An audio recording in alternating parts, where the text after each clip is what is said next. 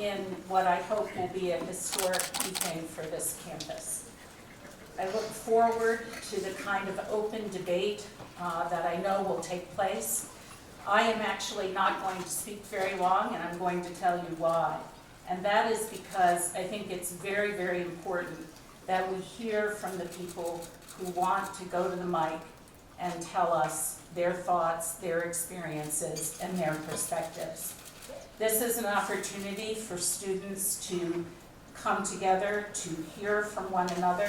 I know there's very, very deep pain and deep anger, and I recognize it, and I want everyone to have an opportunity to be able to go to the mic and share what it is that they are thinking. As the president of this institution, probably many of you know I've been here for about 80 days. I started on July 1, just a few weeks before many of you first-year students arrived on campus. It's been a tumultuous time.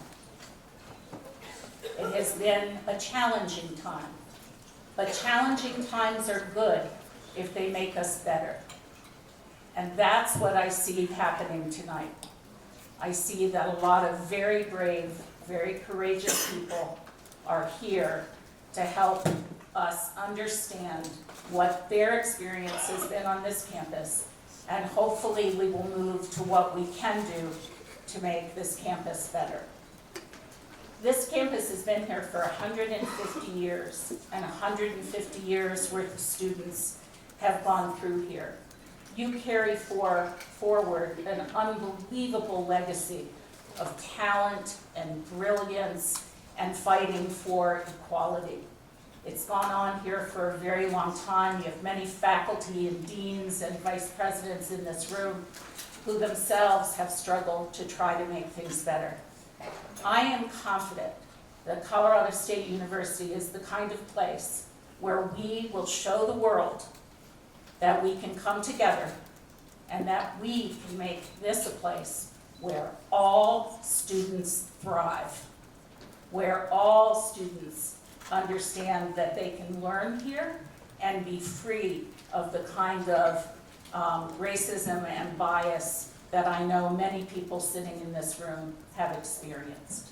I want to thank the 5 students who came to see me on Tuesday morning. I believe it was Tuesday, is that right? I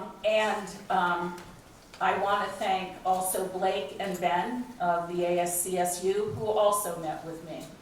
It has been very, very helpful, and I know how busy everyone has been, but I want to thank you for taking your time to come to see the new president and help me understand what has gone on before I arrived. It has been extremely helpful to me. I want to thank the community leaders who came up here from Denver to support us all. They're really quite extraordinary, and any of you who've driven on the I-25 corridor, you know it took them a long time, and they had to sacrifice to be here. And they will be staying throughout the proceedings, is my understanding. So thank you all very much. Appreciate it. I really appreciate it. My name is Venus, and my pronouns are she, her, and hers. I identify as a first-generation student and a woman of color.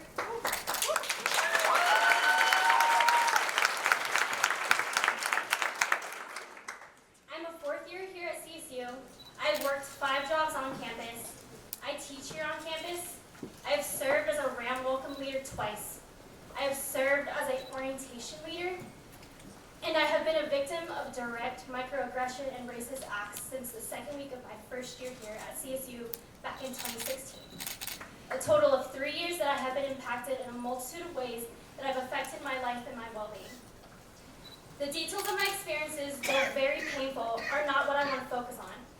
I want to emphasize the impact they had made on me and how they made me feel as a student here on this campus. I have felt targeted, ridiculed, unwelcomed, and isolated for being a woman of color. My identity that has made me who I am has become an opportunity for others to dehumanize me. Yes, I am my my identity.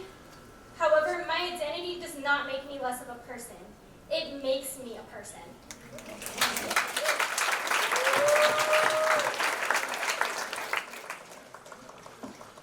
To the individuals that are involved in racist microaggression actions, due to your privilege, you get to have your multiple platforms where your voice gets to be heard.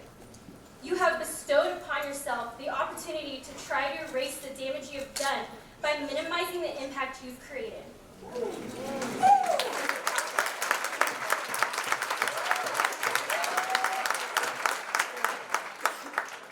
You say statements like, "I understand," but you clearly do not. You speak without any accountability and only an overflowing amount of privilege and entitlement. That is the problem we are having with people. You claim you are not racist and that the people that know you best know the truth, but you choose to not hear us, speak over our voices, and ignore our truth. Yes, you are allowed to have a voice. However, you do not get to allow your voice to decide what impact you have created on us. You do not get to allow your voice to overpower ours. You do not get to define the impact you have created. The actions you chose to partake in were painful to people of color. You need to swallow pride and try to begin to understand the hurt you have caused. Positive intentions do not outweigh negative impacts.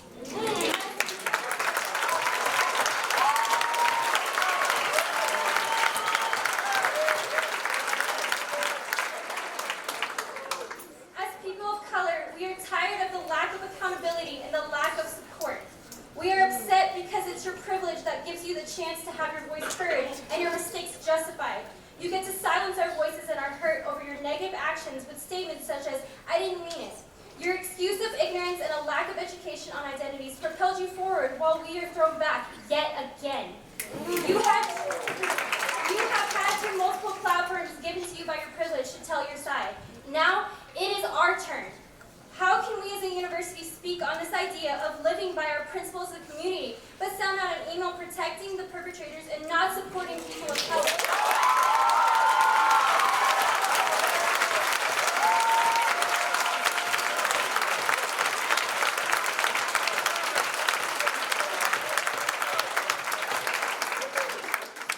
The principles of community speak on the aspects of inclusion, integrity, respect, social justice, and service. Please explain to me how this image radiated any of those. CSU was founded on the Moral Act of 1870, that those who have the desire and wish to achieve an education should have the right to do so. CSU instills these principles of community and not only to be understood by all CSU Rams, but are encompassed within our values and our actions as a whole. Members of our CSU community that choose not to hold themselves accountable to these actions have the opportunity to A, show students that CSU does not take these ideas seriously, B, show students that this is a part of our CSU culture, and C, have students believe that as a university, this is not important. People that choose to act in these actions speak continuously about their lack of educational understanding and their ignorance. And as an educational institution, this is what I propose. Members of our community that act against our principles community and/or our code of conduct, particularly with these actions of bias, should be required to be enrolled and partake in an educational class.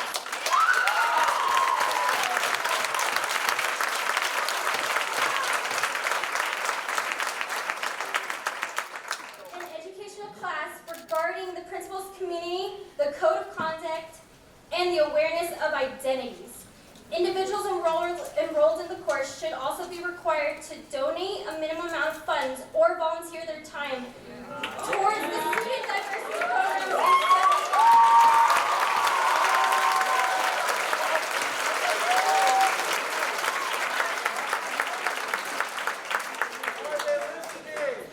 We can no longer accept ignorance and a lack of education as an excuse for racism, bias, and microaggressions. In order to change the world, we need to educate. Individuals around our nation, as well as on our campus, frequently express their desires to aid victims of racism, to constantly preach racism is not acceptable, and to claim that as citizens, they will do anything and everything to support victims and put an end to racism. This is what is wrong with our society. These are just words. Words that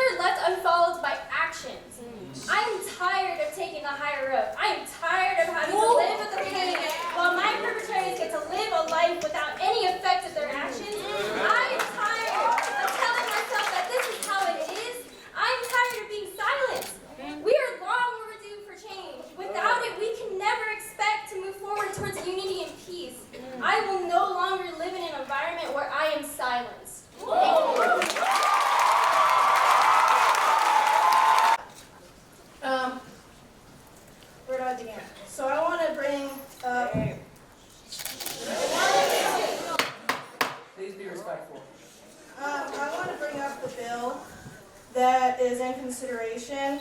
It's Resolution 49XX. And it says at the bottom, therefore, the Associated Students of Colorado State University hereby formally disagree and denounce any offensive rhetoric as it pertains to students, staff, or faculty's identities. Now, this might sound good, but the thing is, nobody defines what is offensive rhetoric, which means, if you go down further, it says that that the blackface incident was a crime of hate speech, not free speech. This means, to my understanding, that from now on, anything, any words deemed offensive will be classified as hate speech and therefore not free speech, except for hate speech is included in free speech. I'm sorry, but you have to get a thicker skin somehow.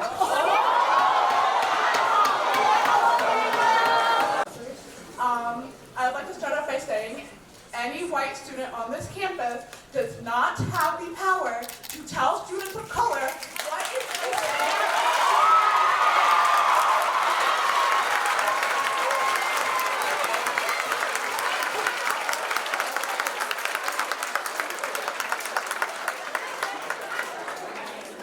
disgusting that CSU has cultivated this culture for so long, has been complicit for so long. To get our student body president to listen to us, even though I don't see him. We're in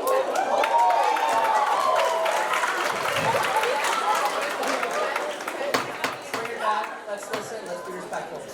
that campaign on trying to fix the racial issues on this program, on this campus. That would mean, number one, being here and showing solidarity, not in the back, up front and present. You are student body president. Number two, President McConnell, I would just like to say the only way that CSU will become better through this is through change. That means utilizing Student and Conflict Resolution Center. That means using SPS offices to educate students on this campus. That means housing. Stop hiding the hate and bias incidents that happen on this campus because you think it doesn't qualify. 2017, a swastika was drawn on a dorm wall in Braden. Housing did nothing because of the race. 2017, we had Nazis on this campus. 2018, we had Nazis on this campus. Actual Nazis. Actual Nazis. And the students of color on this campus are over-exaggerating. We're over-exaggerating. This has been for 4 years of CSU being complicit, CSU hiding behind freedom of speech, and CSU not doing anything to show students of color and show more marginalized identities that they care for us.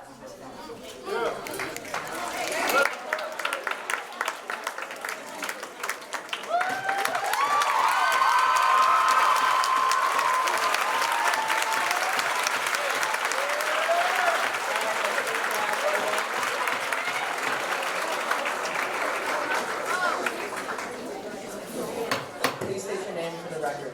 Hello everyone, I'm Brianna. Please listen. Hello everyone, I'm Brianna Buya, first year student at CSU. I'm disheartened that we all have to meet under such circumstances, but here we are. On September 8th, barely into the school year, a group of first year students thought it was lighthearted fun and appropriate to post a photo of them with charcoal face masks on, referencing the Black Panther movie as a joke. I, like other students, posted this photo immediately the night and also reached out to the only student I knew in the photo, Liana, and addressed her behavior with a heavy heart and questions. Since these group of students, among others, do not understand the significance, pain, and evil behind their actions of this post, let me educate you.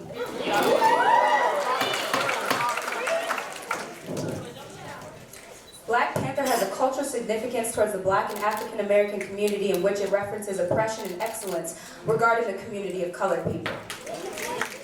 For the students who painted their faces black and used a symbol referring to a black movie and black people is derogatory and disrespectful, in which they makes them ignorant and intellectually impaired.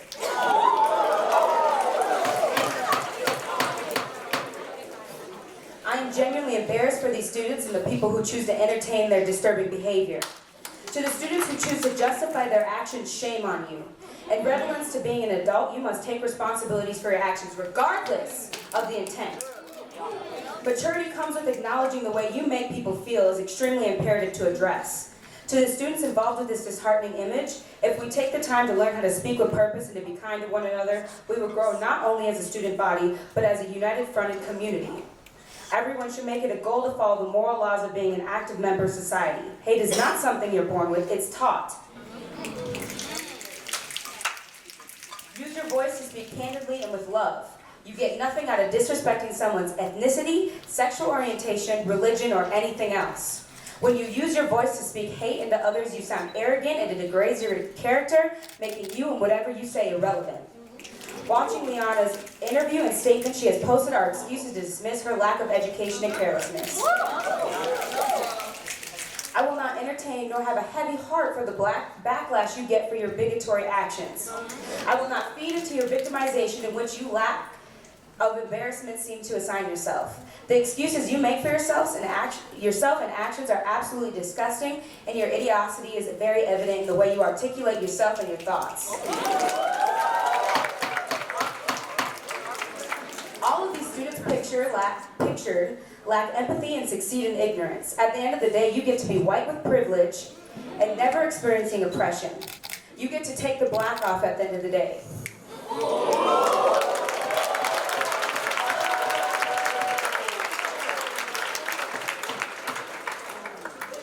I do not. I will still be called a nigger, told to go back to where I came from, be told I'm pretty for a black girl, to be denied services, to be told to get a thick skin,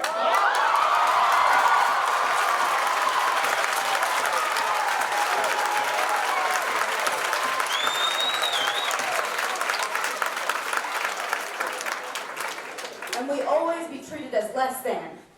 I will always walk with a heavy weight and you will not. I will always be looked at sideways, harassed, and dismissed by the color of my skin and you will not. I do not get to take this off when I'm racially fatigued from abuse, when my heart is heavy because I am told I am less than my peers due to my complexion. You will never ever know what that pain feels like. To have to humanize yourself, to overcompensate for something that is stereotyped as not worth attention or love. For you not to only to justify your heinous actions, but to also dismiss my emotions in others who have been greatly impacted by your lack of education and bigotry lifestyle. Shame on you. You have been given the opportunity to apologize for your lack of compassion and reckless actions, and choose to make countless excuses for yourself. In regards to Liana's statements and interview, you lack the ability to speak fluently and coherently, at which the level of education you have been granted.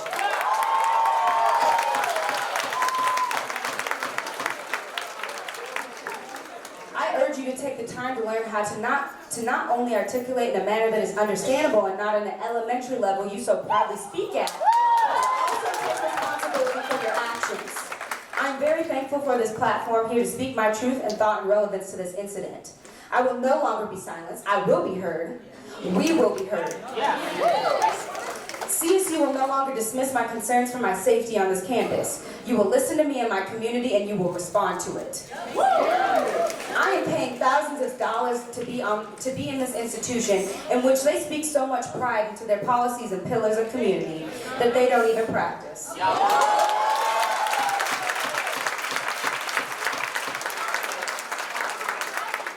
On a campus that disregards my concerns for not only myself but my minorities behind me, affected on a daily basis by uneducated, disrespectful, arrogant peers such as Liana Kaplan and Brendan Beaver and others pictured.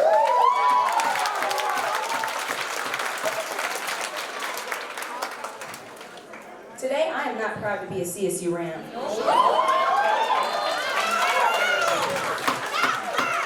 I am ashamed that you choose to disregard the code of conduct you so proudly stand by until it's Judgment Day and you have to live by those words. And CSU's code of conduct regarding not only the student attending, but also the staff on campus as well, reference to page 4 in relevance to prohibited conduct and behavior. It clearly states from word.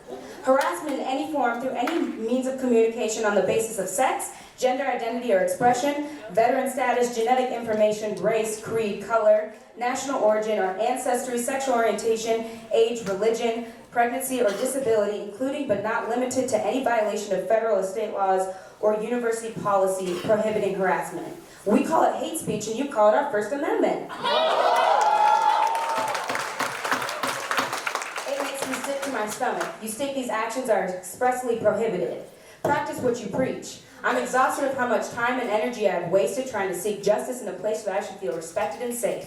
For those who choose not to educate themselves on topics that are controversial and uncomfortable, I feel bad for you and for the people who endure the very painful thought of conversing with you. Those who endorse and encourage this behavior show how arrogant you are. Back to the students that are under analyzation for their actions, can you honestly vouch for yourself and say with absolute candor that your actions are justifiable? Do people acknowledge how uneducated, disrespectful, and unclassy you look and sound when you act with such derogatory style and then have the audacity to dismiss it? Please, for the love of God, choose a better life for those to follow your steps in. It's disgusting how loose your behavior and language is and how disturbing everyone acts like it's normal. You are being racist, disrespectful, careless, and it does not go unnoticed. On top of all of that, it makes you irrelevant. Being kind and purposeful with your words and treating someone as you would want to be treated says a lot about your character, in which these students clearly lack that vision. Makes your character...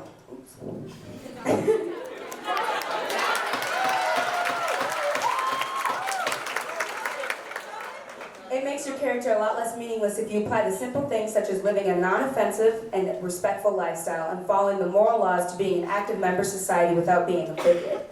This will follow you for the rest of your life, and by the looks of it, you will never take ownership for your actions. So I hope you've come to terms with your subconscious because no one will give you grace for your disrespectful references. Thank you.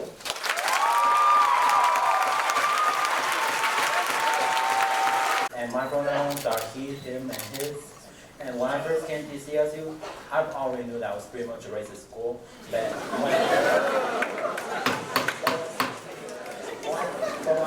but now I'm a junior, and this has gone way too ridiculous. And as a person of color, like I don't think I've directly faced any racial incidents before. Like that does not mean it doesn't affect me in any way. Like what if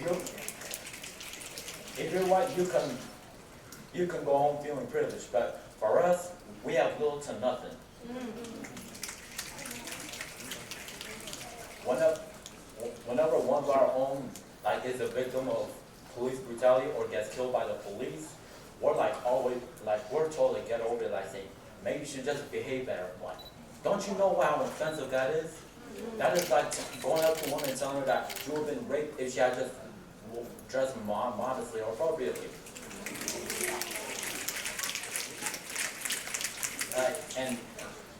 And those who are white say they're so offended by this. Like, we're not saying your life is not hard. We're just saying that your skin color is not one of the reasons making it hard.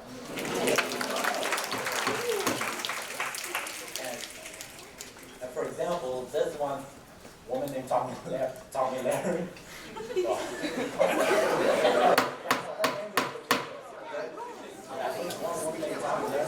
She started a movie called Blue Lives Matter. Are you insane? You can stop being a cop anytime you want. Being a person of color is it's a 24/7 job. You cannot quit whenever you want.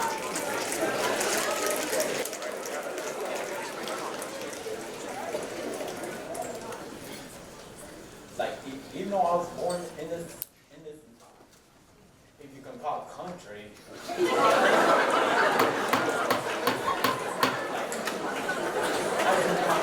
identify myself as an American. I might be a citizen, but that does not mean I identify myself as a person who is that does not mean I identify myself as American. You can go to some other countries and get citizenship there, but that does not mean you have to identify as one of them. And for a lot of people of Black African descent, a lot of them did not even have the chance to come here on their own terms. They were forcibly brought here. And for those of you who keep saying like, well, black people show their own like, have you ever white people and Arabic people literally do the same thing to each other a long time ago, but we never see that getting addressed.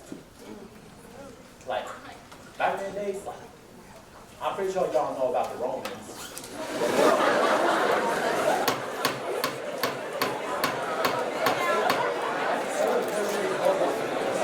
Hey, bring it back so we can listen to our speaker, please. Thank They you. would literally go to other regions of Europe and enslave like certain populations of people. Like it didn't matter. I mean, they were white. Like they didn't care. They just thought anyone not like them like inferior to them. And for you to say that, well, slavery in the past. The effects are still going on today. Like in certain stereotypes associated with people of color, specifically those of black African descent. They are, for example, with black people, they associate us with loud and ghetto. But when you are treated like lower than animals for so long, of course, like you're gonna have people who want to retaliate. Like, what do you think what's gonna happen? That we're just gonna say kumbaya?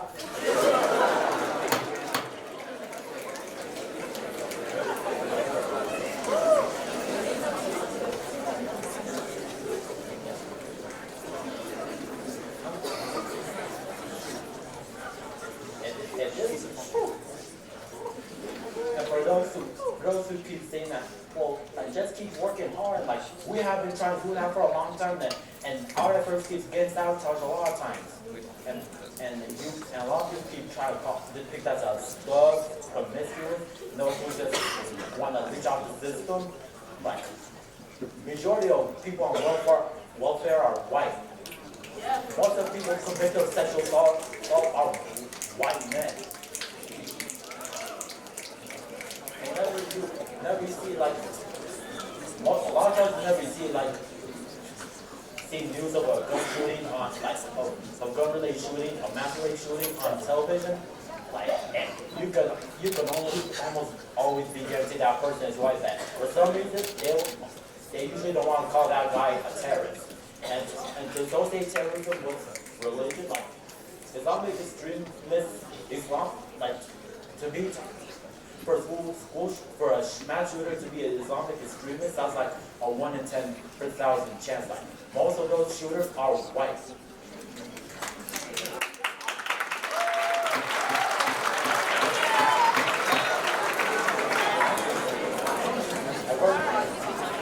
And for those who keep telling, again, I'm going to repeat this. For those who keep telling us that, just get over it. Slavery was in the past. Like you still asking about reparations. Like a lot of other groups got reparations, and we're the only ones who didn't get any sort. We were promised that. To this very day, we still have yet to see a single penny.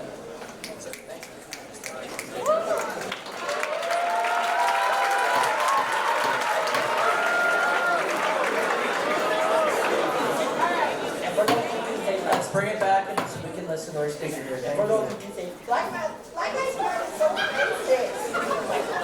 We're not saying no lives don't matter. We just emphasize black lives because we've been protecting no lives for the past 400 years. It's not something good to do the same for us.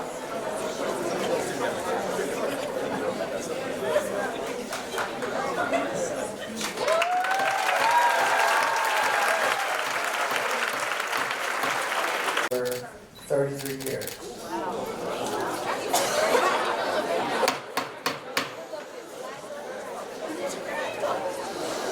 First thing I want to say is that to see all of you guys together, to come together, this is beautiful, and I'm so proud of you guys.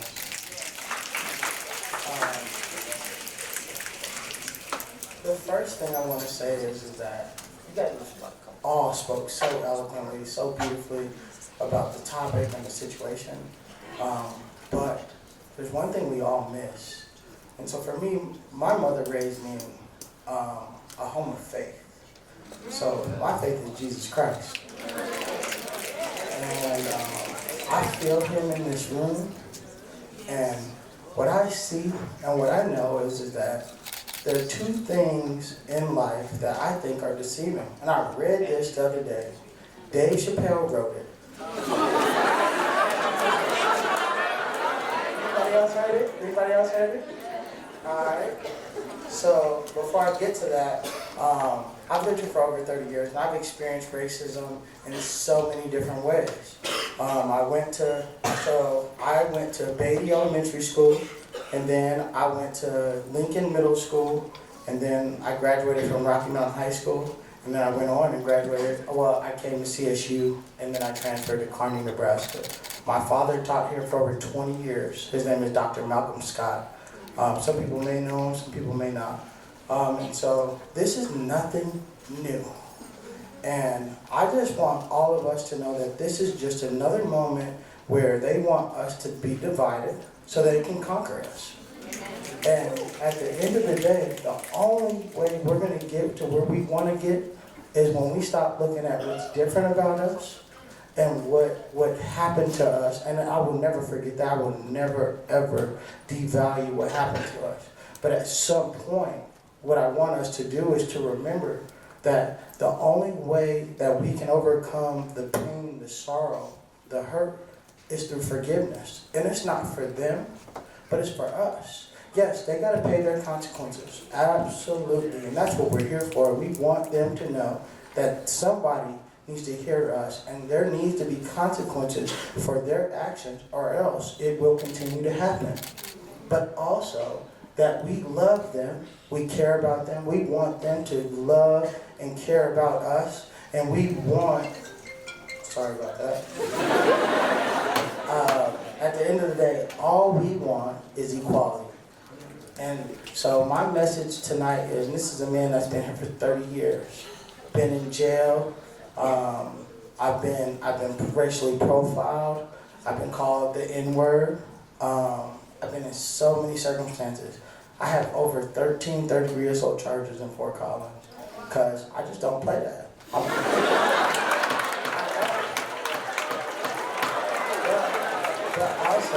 But also, as I became a man, bought my first home, I've owned 3 barbershops here in town, and I was able to be successful. My father, 2 boys, absolutely. And so what I learned is I gotta steal their power. And so even if they do write that face, so what we're asking CSU to do tonight is that we don't want to be angry. If we respond in violence, if we respond in any kind of way, we will face those consequences. But what we're saying is that we are not willing for them to not be held accountable. But you're asking us, we got 2 options. Either we go violence, we go anger, we cause a commotion, or you guys hold them accountable, as you guys told us you would. And so, this isn't the first time this has happened, but I pray to God, this is the last. And so, us being in a united form and being here together, I think we're just telling you guys enough is enough, and it's time to make a change. Thank you, guys.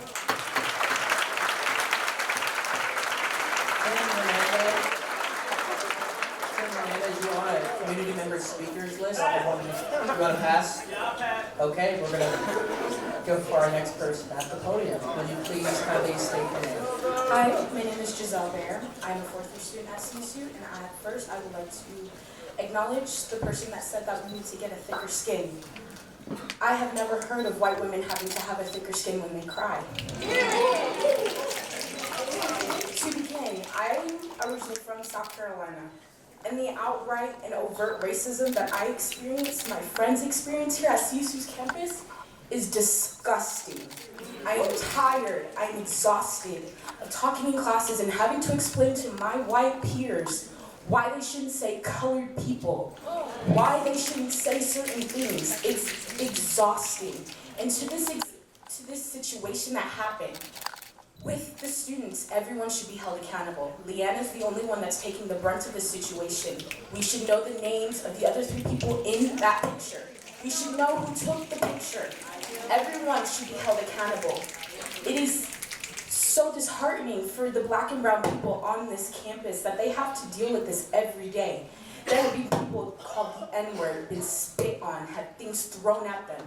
People won't even walk their way because they look different.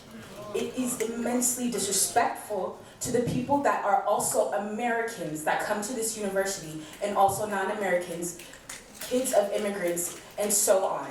Show us the respect that we deserve. I am tired of having to call my dad crying, talking about the things that happen on campus. I am exhausted. My friends are exhausted.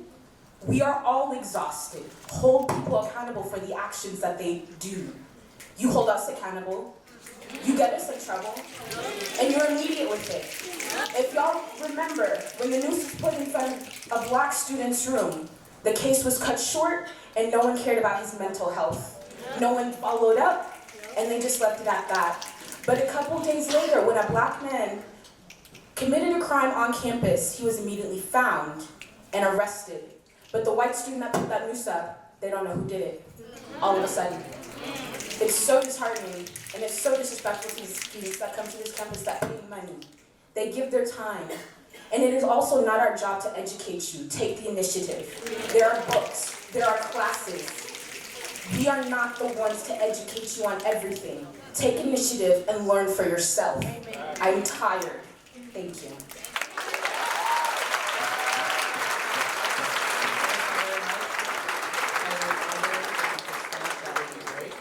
Would our next speaker please come up?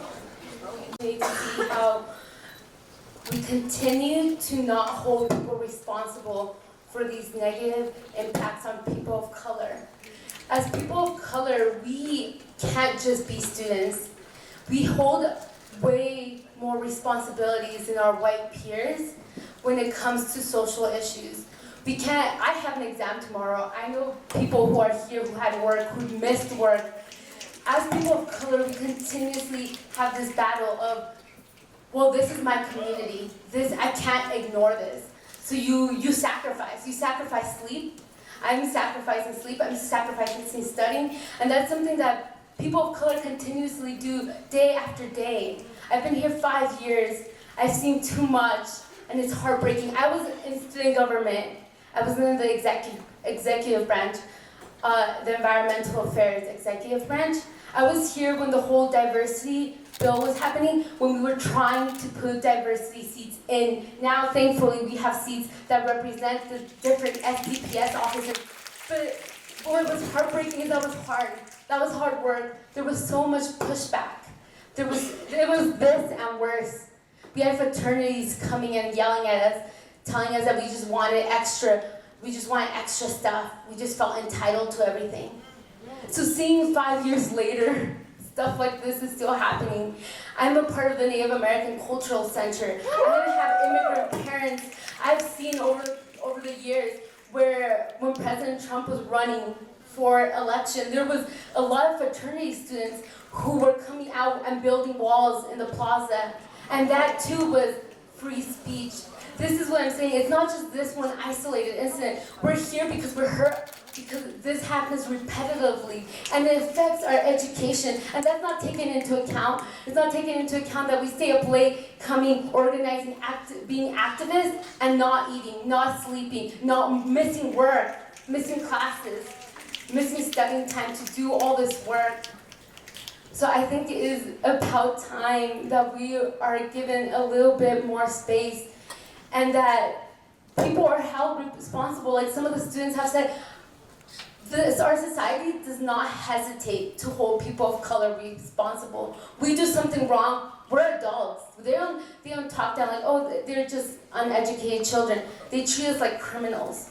But when white students do things, there's always this justification. There's always this sheltering. The student who was identified as being part of this incident, it was also identified that her father has a lot of economic power. Her father is related to the collegium where that letter was printed. How can we be certain that she sincerely printed that letter? She wrote that letter and really meant it, or if it was her father who wrote it? Because when she spoke, the way she expressed herself differed dramatically from the way that letter was written. So all these things that, people of color can't get away with, but people with with connections. Oftentimes, over history, white people have a lot more economic advantages. So it's taking all that stuff into account.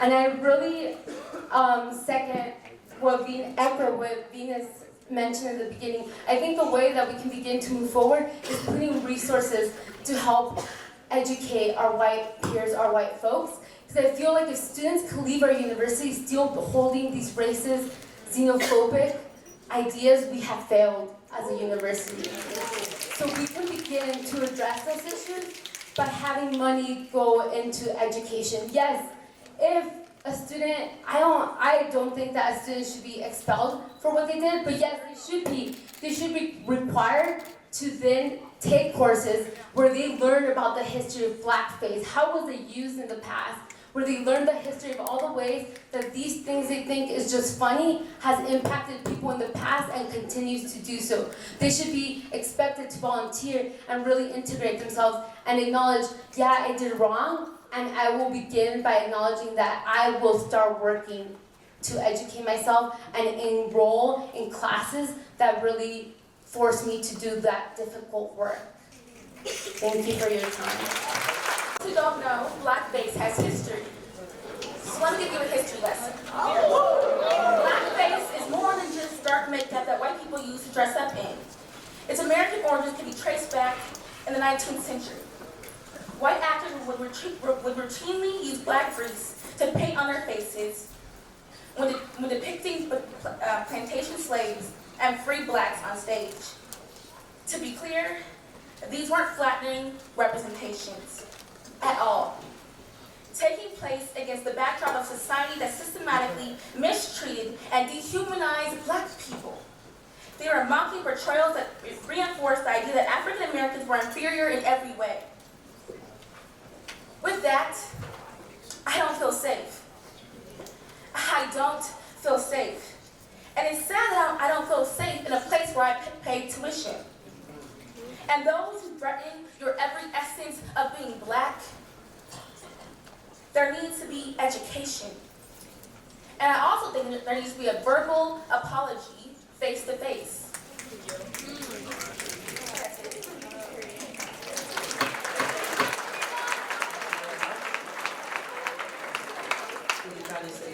Yeah, hello, my name is Xavier. I'm a fifth year here. This isn't the first time we've been in a space like this. I guess CSU is constantly using black bodies on their football teams and their songs, like on their pamphlets. We've always been a commodity.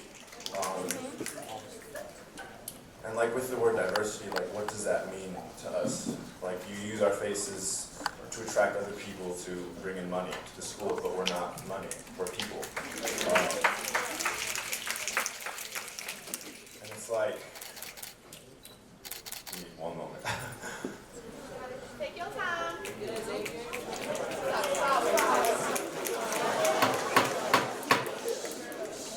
If you're, I don't know, I have lost faith in this institution. I feel like this institution is more concentrated on maintaining relationships with donors rather than actually the students that attend here.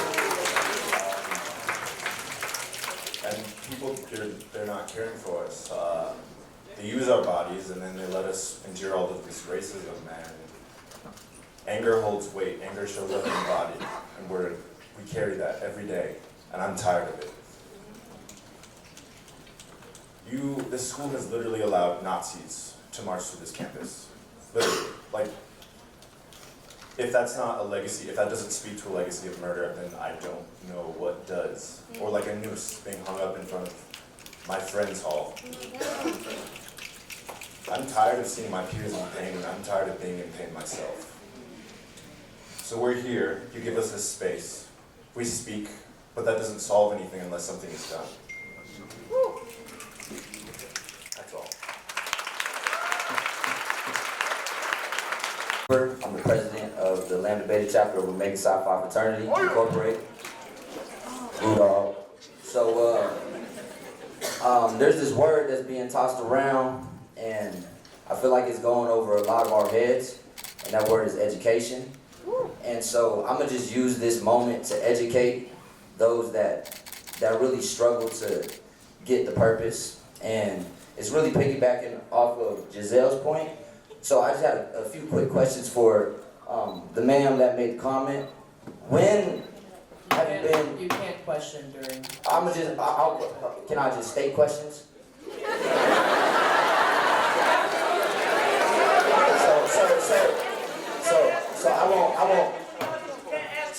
So I won't ask any direct questions. They're rhetorical questions, okay? So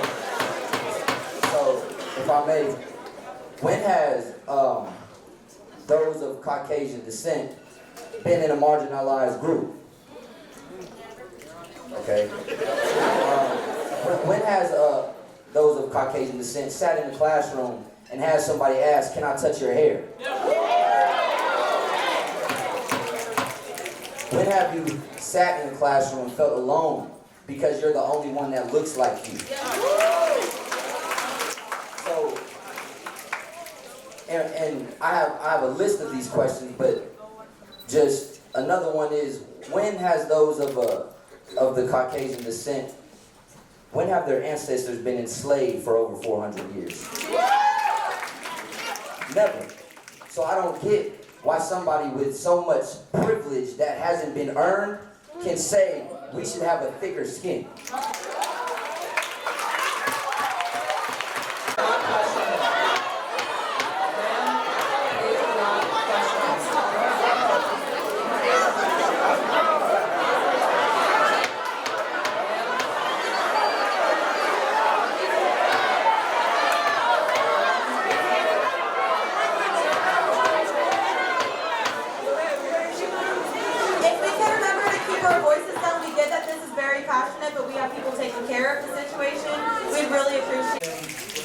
Vice President of Black Student Union Chapter. Yes, sir, I'm on there. And first off, something that I saw tonight that I really liked, I'd like to congratulate Senator Fields on your accomplishments tonight. It's a beautiful thing to see a black woman in a position of power, and I wish you nothing but the best on your endeavors.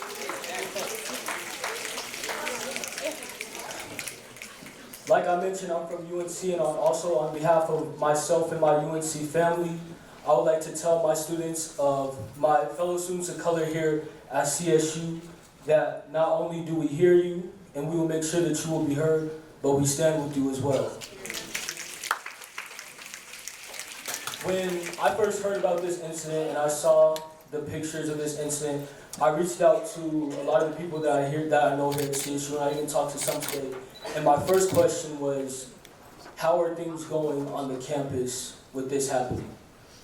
And they said that their responses to me, a lot of them were the same, that they feel the hurt and that they walk every day in fear because no accountability has been taken. But all the other white students walk around like nothing happened.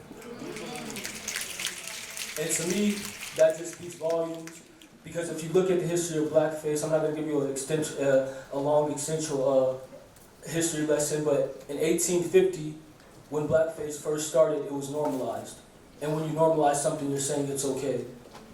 So I want the senators here at CSU to know that if you allow this to be an act of freedom of speech, so to say, you're normalizing it. You're saying that it's okay. You're allowing the oppression that has been put on my people for hundreds and hundreds of years. And also, to go along with that, I want you all to know, the people who stand by these students' acts, that when you abuse and oppress us with your privilege, we will not stand for it, and no longer will we take it. And change is not only coming, but change will be forced. Thank you. I couldn't continue my education. I will keep this brief, as I am not technically among the CSU ranks. I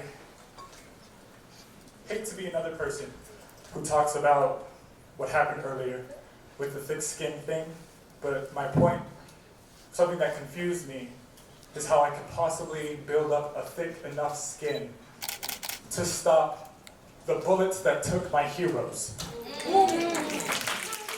People like Huey P. Newton, Malcolm X, people who continuously fought. I think those people have the thickest skin, at least as I've ever seen, thickest skin that has existed since before we were something other than the developed creatures we've become. And what confuses me is how anyone can have a thick enough skin to defend against a constant attack. For example, with something that happened the semester that I was here, one of the people with the thickest skin that I have ever met at this school suffered, lost weight, stopped eating, lost sleep over one of his tenants within Parmalee Hall, writing all kinds of derogatory things about him because of the fact that he was Mexican and that he was gay. This is a friend of mine, Elijah Sandoval, a friend of mine who is no longer at this school because he himself as well could not continue paying. During that semester, a young man that was staying within the ACE learning community continually wrote derogatory terms on his door and put them on pieces of paper and put them under his doorway. Ultimately, what ended up happening was nothing. And I don't understand how this can continue to go on. Because in my opinion, I believe that if an institution of higher learning is letting its students continue to be ignorant, then it is getting rid of the concept of higher learning in and of itself. And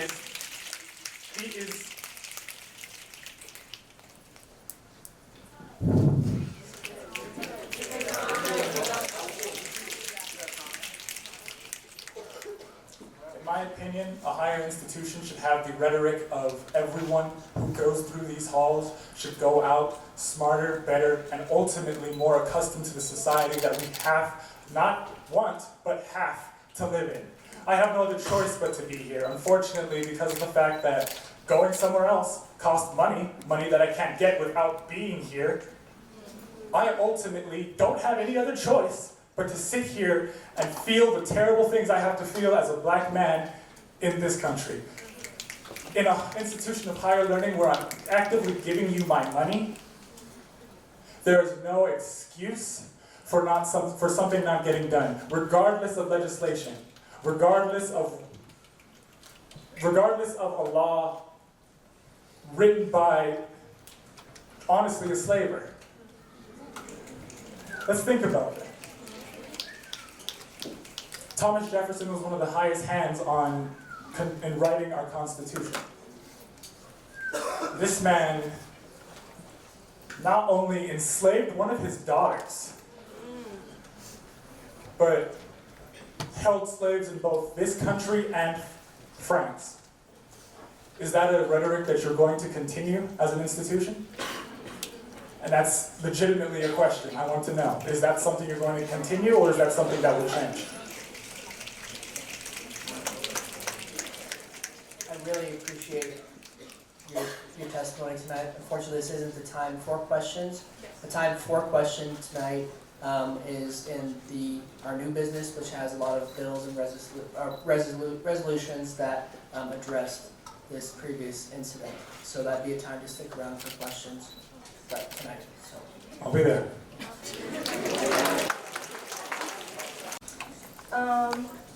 Growing up, I used to run the streets of Oakland. I used to run the streets of Sacramento. When I moved to Colorado Springs, and I graduated high school, I never thought about attending college. As a black woman, my only focus was working to support my family, support my brothers. So when I got accepted into CSU, I was excited. I was like, oh yeah, here I am in this place where, I'll be able to explore and find myself, and educate myself on things that I didn't learn in high school about my own history. Okay. The first act of racism, the noose on that kid's door, was the first time that I really secondhandly experienced racism. When I saw that horrifying picture of all those people in blackface, I sat in my room and I cried, because for the life of me, I couldn't figure out why the color of my skin and why my history has always been so funny to anyone that doesn't look like me.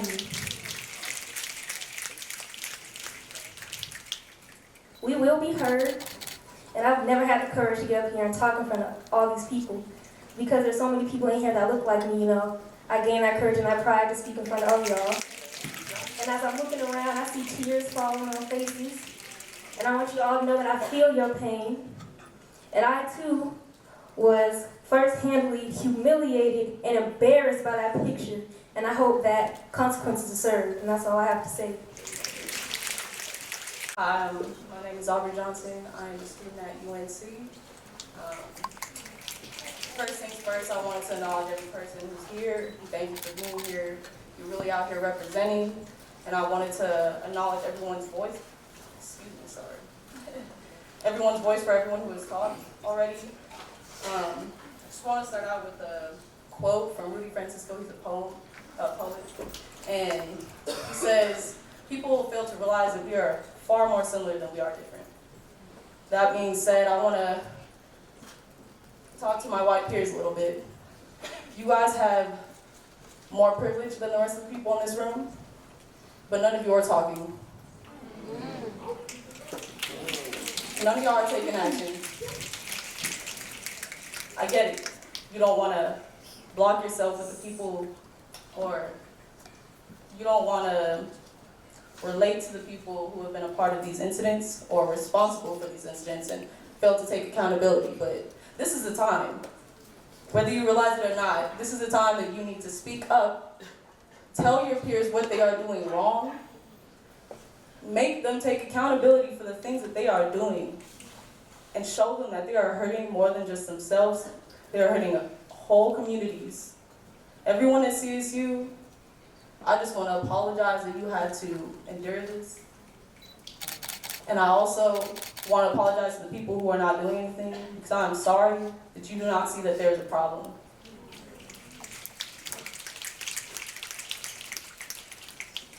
Sorry, I had a little bit written down here.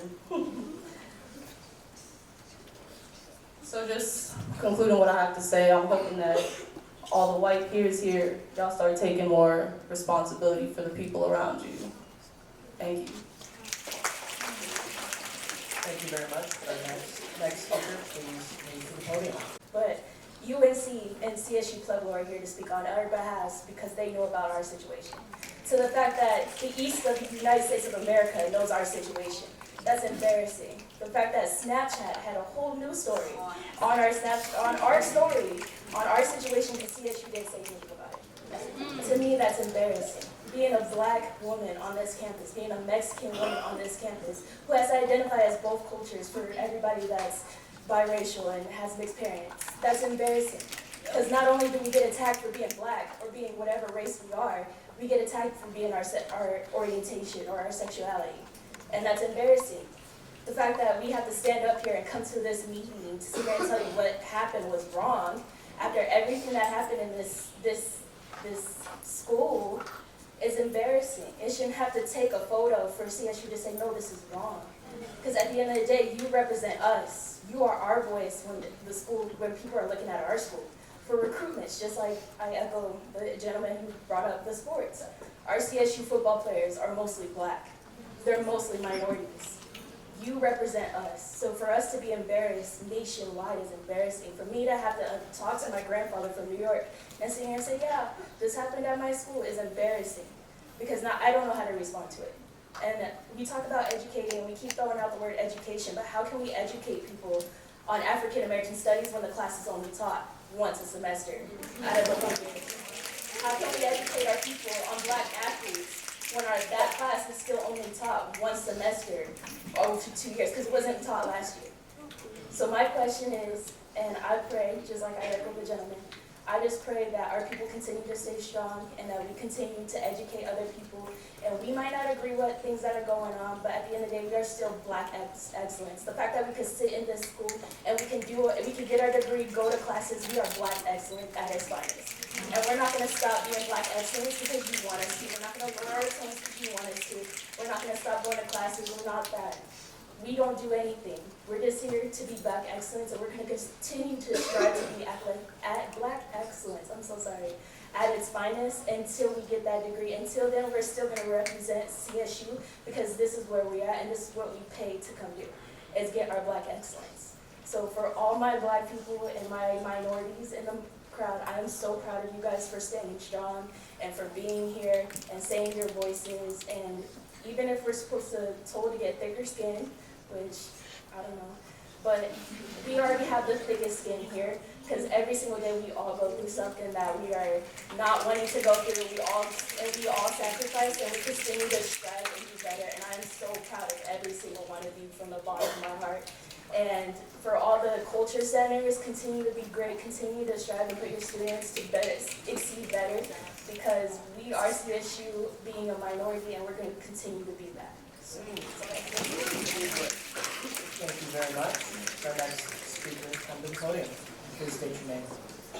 Greetings, fellow kings and queens. My name is Alan Fernando Casavantes.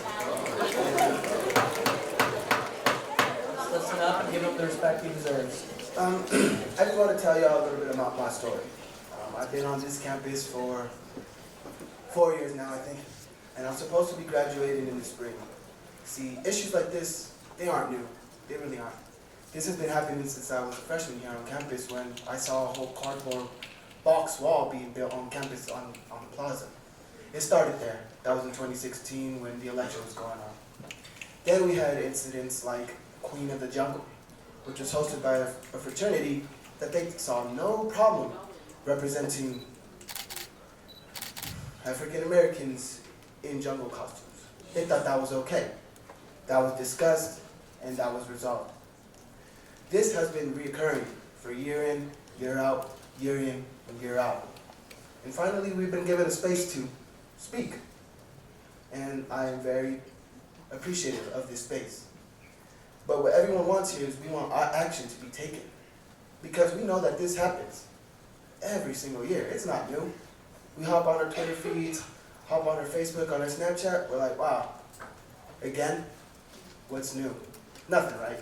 It really doesn't change for us. As a man of color, I've seen this firsthand. Now, I can't, as a Latino-identified man, I cannot put myself in the shoes of my African-American peers because we all endure a different type of struggle. But we are all resilient. And that's why we're still here. And I'm proud of everyone in this room, whether you have allowed your voices to be heard or not. You are standing in this room and your presence is powerful. The people in this room feel your presence. And that's why, time and time again, they try not to provide us with these spaces because they can feel our presence.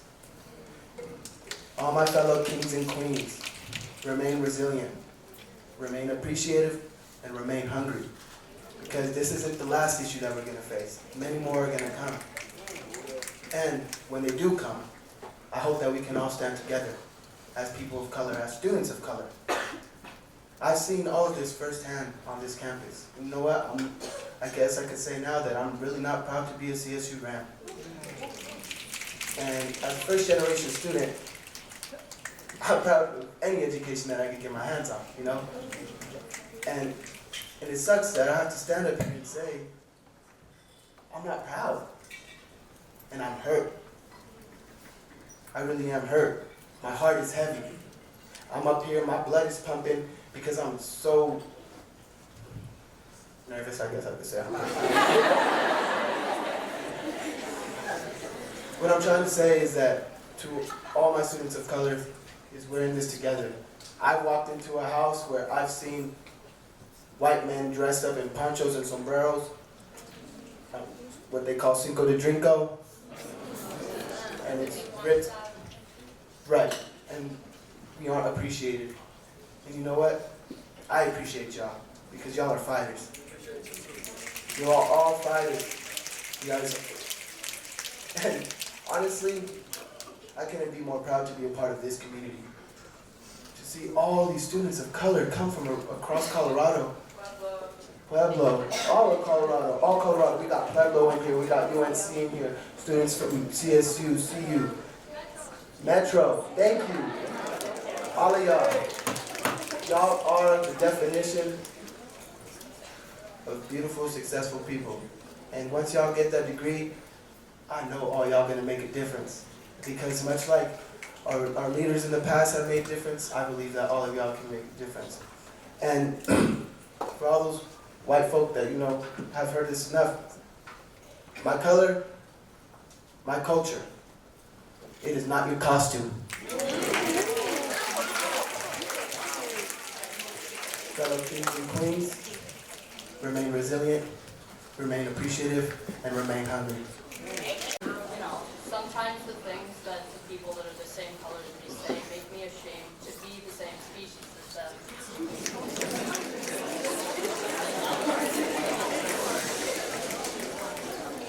But I just wanted to say I'm so glad that all kinds of people are here today from all over the place. Being able to say what we believe and being able to come together as a community. And I just wanted to thank you guys for that.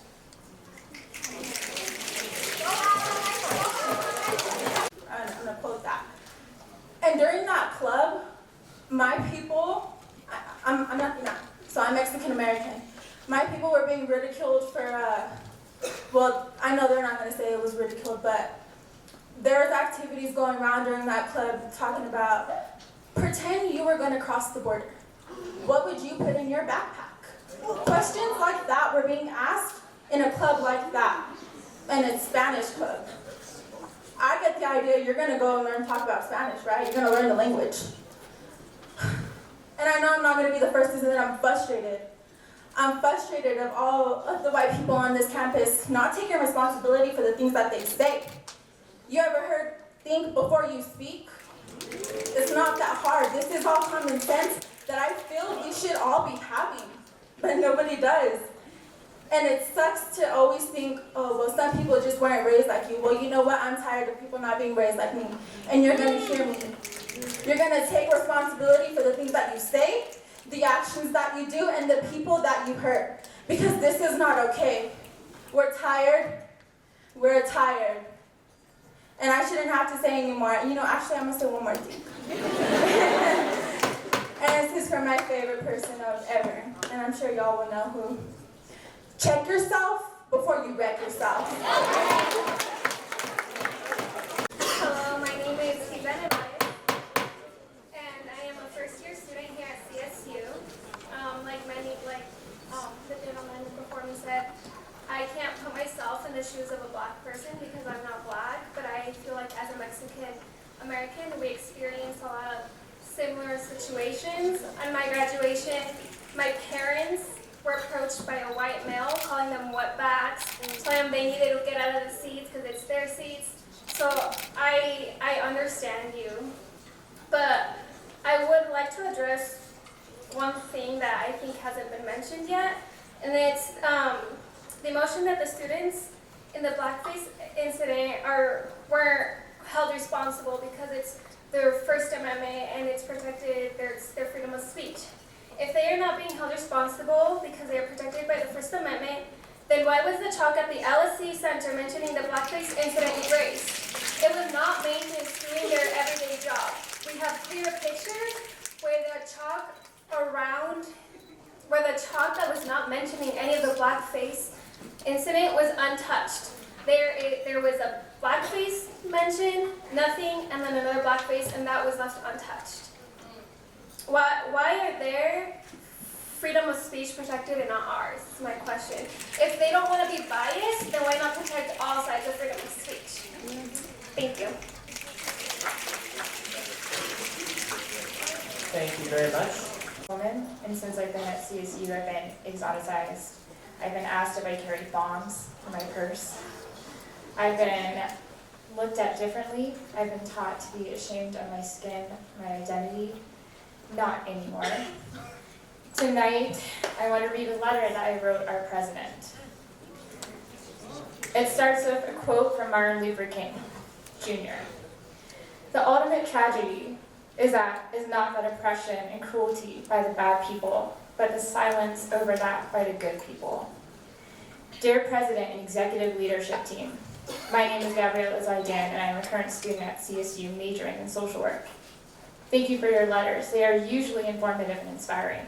Your latest letter, however, addressing the issue of blackface photo, left me angered and silenced. This letter felt as a dismissal of our hurt and sounded like these things happen and there's nothing that can be done.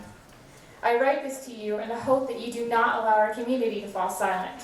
We need to know that our voices matter and that we can be heard. I feel strongly that freedom of speech can become hate speech and incitation to violence. I agree fully that punishment of these students is not the solution. They are youth in turmoil, unkind to others and to themselves. Their despicable act is an opportunity to expose bigotry and maybe help them right their way and grow. But too many students on this campus are suffering in silence. And how are we supposed to heal if we just cover up the scars? Around me, I see survivors, fighters, and dreamers who want to see our community act to confront prejudice in a positive, firm, and generous way. What is needed is a call to action that shows that we do not punish, but we do not just deplore and accept. Not responding to this act leaves us all feeling angry and powerless, a very bad combination. Education, empathy, positive change must be the response. At a time when our community lacks political leadership, we turn to you, our community's leaders, to speak the truth and heal our wounds. We will not stand down. We will not be silenced. We will be heard in a correct way. We stand together, we are strong, and we will fight this. We are watching. Before I go, I also want to say that my mother and father met here back in the 70s. My dad played basketball for CSU, Michael Martin, but could not finish here due to the racist environment that was going on over 40 years ago. For those that may be tired of hearing about racism, just imagine what it feels like for those of us that are living with the effects of racism. Thank you.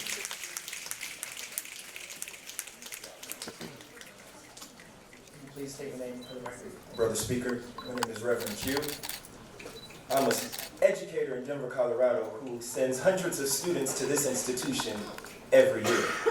Matter of fact, I see many of my former students in this room or mentees that I have worked with over the years. I'm here because there are far too many individuals who feel alone on this campus. So we wanted you all to know there is a group of individuals who gassed up their car to come today. We will continue to come when you call, so that individuals on this campus know you are not alone. Nor will we continue to allow these things to stand in 2019. You see, I am not my grandmother nor grandfather. I am not going to continue to allow the things and the struggles that they dealt with to continue to happen here. And that is not a threat. That is just a guarantee to allow you to know that if you continue to pick on individuals on this campus, you will be held accountable. And if the university will not hold you accountable, the community will. And guess what? That community is not just Denver. It is not just Aurora. It's not just Pueblo. But you have an entire country watching and waiting to see what's going to be done. And if you do not hold yourself accountable in the right way, trust and believe, we will show up. And we will hold you accountable. If you have ever experienced racism on this campus, can you raise your hand? If you have ever been othered in any type of way on this campus, raise your hand. Over here. If there has ever been a moment when you have felt afraid because of a comment that somebody else has said on this campus, raise your hand. There are far too many hands raised. So for that, I close with the words of Assata Shakur. And I would ask that you say them after me, so that you can clearly understand how we're feeling. It is our duty to fight for our freedom. It is our duty to fight for our freedom. It is our duty to win. It is our duty to win. We will love and respect one another. We will love and respect one another. We have nothing to lose but our chains. We have nothing to lose but our chains. Now, I see a few of you silent because you think this is only a black thing, but I need you to know that this is for all individuals who are tired of the situations that we are living in. So we raise a fist right now to let you know that I am not my grandfather. We'll be here and we're going to do this. It is our duty to fight for our freedom. It is our duty to fight for our freedom. It is our duty to win. It is our duty to win. We will love and respect one another. We will love and respect one another. We have nothing to lose but our chains. We have nothing to lose but our chains. Change or we'll change you. This university was never mentioned in one newsletter, one apology, no resources were offered to these students. Not one professor came out and said that they were in support of these students. When a comment was made that we should have a tougher stand, these are the environments that our parents put us in. When I was a little girl, my mom told me I had 3 strikes against me.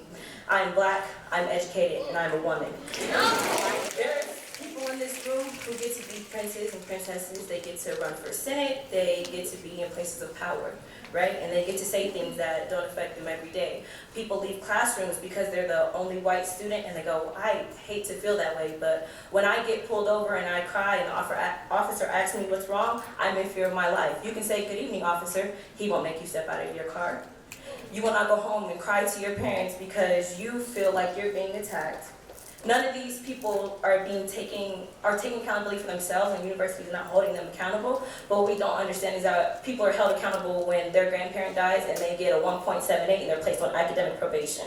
Nobody considers that. When you have to write a SAP appeal to your university and your demographics don't fit what they want and you're already in a budget crisis, they're not going to accept you. But, oh, I had a hard day today, professor, is a fine example, but not, oh, professor, my mental health was not in the capacity where I could sit in your class and feel safe and feel okay. Nobody stepped up for these students, and that's a problem.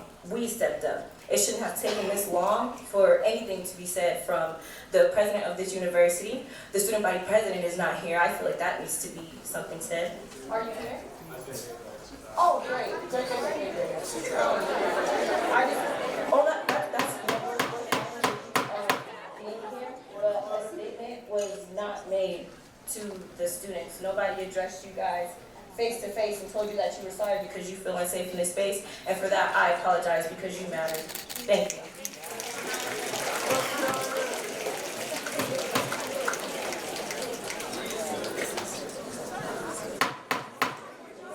All right, please state your name for the record. Hey guys, my name is Joshua Stout, and I just want to say I love you guys.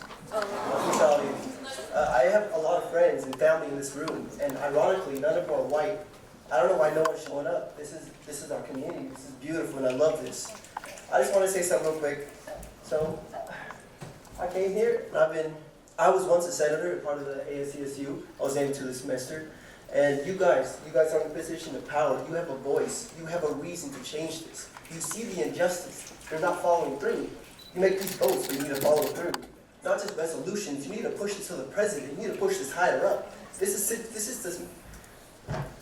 my word? Systemic. Yes, let's go. Exactly. I'm so sorry that this nation was built on oppression. I'm so sorry. But just because we were built on something doesn't mean we have to follow something. I believe in change. I know we can do this. I've been here for 4 years. I've never experienced racism myself, and I'm sorry for that. I know your pain. My friends, my family, they tell me things they've gone through. You are brave. Everyone in here. And if you're white and you feel like you've been being attacked all night, you're the problem.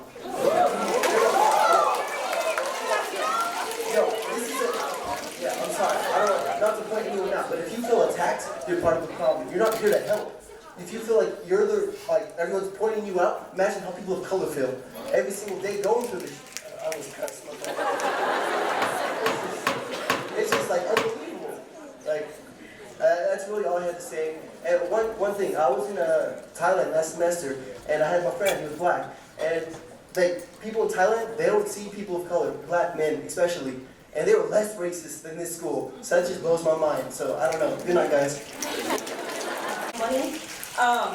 I just want to say that exposure expands expectations, and education expands expectations. And the fact that this incident is shutting away my black and brown sisters that attended my high school, they don't even want to further their education because they know that, well, going out of state is already expensive, but coming here they don't want to be dehumanized, they don't want to be cast out and just set aside for like whatever. So I just want you guys to think about that, because not only are you affecting us in our community, but you're affecting your own pockets at the end of the day. Personally, I've lost all faith in CSU. When bias-motivated incidents occur on this campus, we have received nothing but excuses and mockery. I am confident that CSU will continue to defend racism and white supremacy regardless of who the president is. Tonight, we've talked a lot about education. Personally, I do not believe that you can educate one that does not wish to be educated.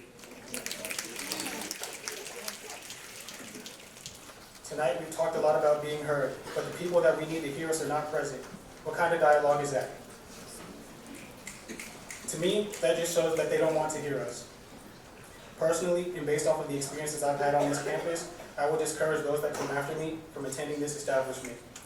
I will encourage those that come after me to pursue an education in an environment where their culture is celebrated and not tolerated or mocked. I've learned a lot since the noose was hung in front of my hall, and I no longer live in fear on this campus because I have yet to encounter anyone with the courage to call me a nigger to my face. Black power. Good evening. My name is Michelle Mendoza. Excuse me, family. I just got off work. I didn't get the dress code memo. My bad. My pronouns are she, her, and hers, and I am an alumna of this school, this institution. And so, coming through the College of Agricultural Sciences here on this campus, I feel that I can speak to having thicker skin. I had thicker skin when nobody in my class wanted to sit next to me.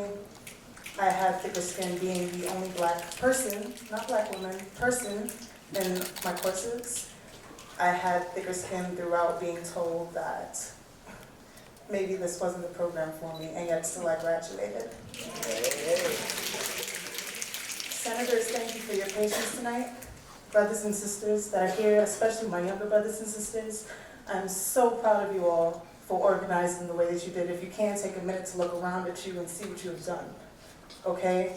Because this is not the first time that we have organized here at CSU, and yet the audacity for you all to call me for my alumni dollars when incidents like this are still happening on a campus where I fought for change is appalling.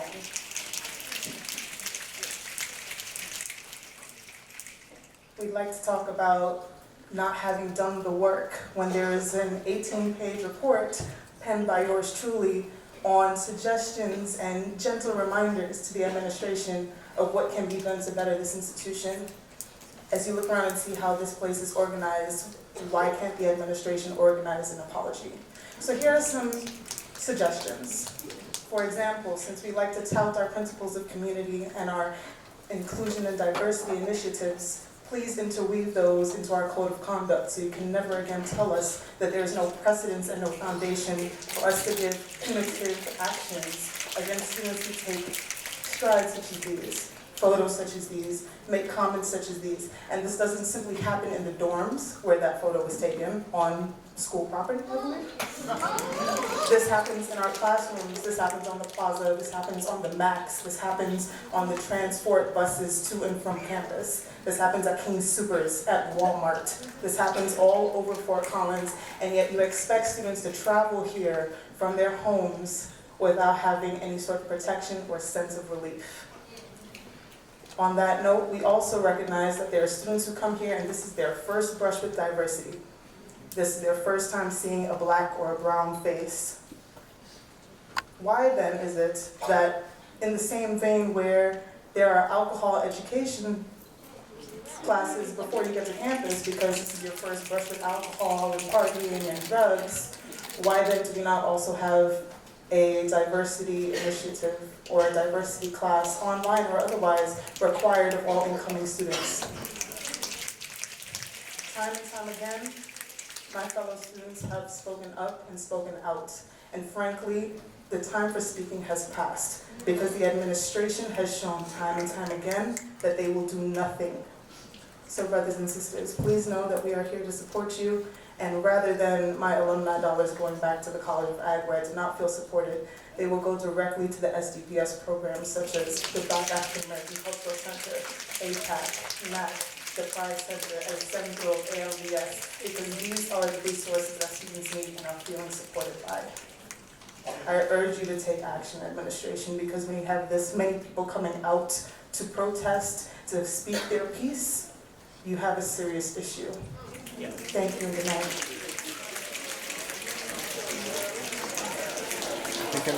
I'm sorry, I'm getting a little nervous.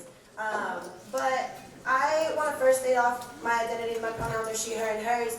I am Mexican and a proud undocumented student here in this campus. And I just want to speak that although I have all those marginalized identities, I am in fact a white body.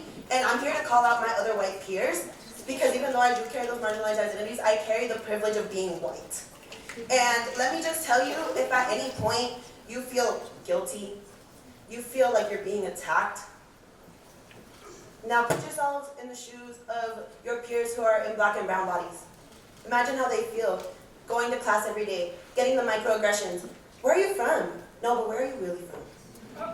Where do you get to trace your ancestry to? Because some of us can't trace it back either. So then how do you, there's a sense of notion of normalness. That normalness is whiteness created by white culture, created by the systemic oppression of consistently seeing white as normal. If you're in this room, and let me tell you, if you do not pass that bill, you're part of the problem. Straight up. Because just because you know what, and you might hit me with the, that was my ancestors, that wasn't me, but if you're still benefiting from that system of oppression, you are now saying that you are okay stepping on your black and brown counterparts to get to places where you already are milestones ahead. Because let me just say, and you know what, forget the donors, because if it wasn't for the money, I would not be here, but I'll go somewhere else. If the money runs out, if the donors pull back, why does it all matter if none of us can be here in peace? This is why we fight, right? So just think about that and think about how you contribute to the oppressive system instead of actively fighting it as a white body in this room. And also too, for any people live streaming or not in this room, shame on all the white allies who did not come or claim to be allies. Shame on you for not speaking up and calling your peers and your counterparts out. I love all of you. Stay strong, stay hydrated. Then I thought, if the First Amendment can protect my white peers, why can't it protect me? It is my duty to encourage high school students to attend this university. When a student asks me why this university is so great, it's difficult for me to give them an answer. The university likes to use the campaign, do something, CSU. If y'all really do care, which y'all need to, then do something. Thank you. My name is Elias Sutton. Just to say real quick, all y'all do look real good. Y'all black and beautiful, you know what I'm saying? Y'all look great tonight. But I just want to point out the fact that I'm from North Carolina, so like this ain't really nothing new, you know what I'm saying? So I just want to encourage all my peers out here to where this thing don't get passed. If, you know what I'm saying?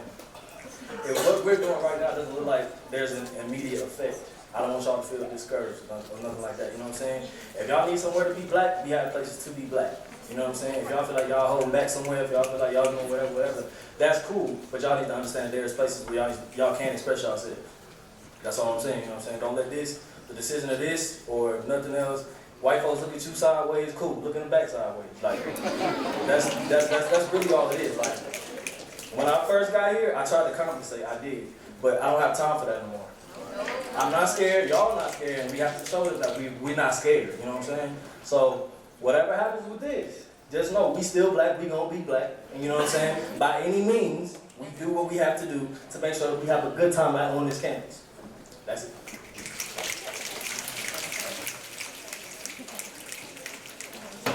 This is my first year here, and I can't believe that 3-4 weeks in, this has already happened. Like, I never thought college would be in my future for this reason, because I am scared that stuff like this is so normalized that no one will ever say anything about it. It doesn't, I considered moving colleges because I thought somehow that would fix everything, but it won't. This happens across the nation. And when I read the email that our president sent out, I felt like they were trying to protect the institution more than they protect their students, than my safety, than how I feel here. And, sorry. I don't know, this bill, if it doesn't get passed, I don't know what more it would take for these students to say or do to make our voices heard. We keep getting silenced by everyone, even like today when whoever said that we need to go thicker skin. I had to go thicker skin since I was younger. People would point out stuff about my appearance, my hair, my parents, my heritage. But yet stuff like this still affects me, and I don't know in what culture we live in at this school. And the fact that I continuously hear that this wasn't the first incident really disgusts me to be around. Like, I don't understand why this situation might not change anything, but if we don't do nothing now, what's the next thing? Who's going to be the next victim? I love you guys. Names. I'm Isabel Leary. My name is Michaela Naranjo, and we are seniors at George Washington High School.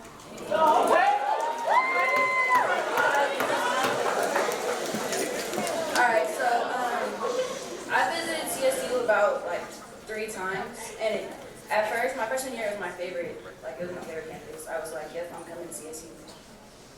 And then that's why I kept coming back. Like, I kept coming to visit. I kept coming to and because their main thing was they push for diversity. But then I hear about this, and it's like, are y'all really pushing for diversity if you're letting a bunch of white kids really go up there and put blackface on like that, and you're not they're not getting any repercussions about it? The girl was, I'm not even trying to call her out or anything, but she was literally smirking in her little apology video. That doesn't show that y'all care at all. And the president, not to be my way, I don't know about that. But the fact that she was sitting there on her phone in the corner while people were literally talking to her was pretty disrespectful. And she's not even in here now, but I know she's gonna see this, so pay attention. I'm gonna go UCCS. Sorry.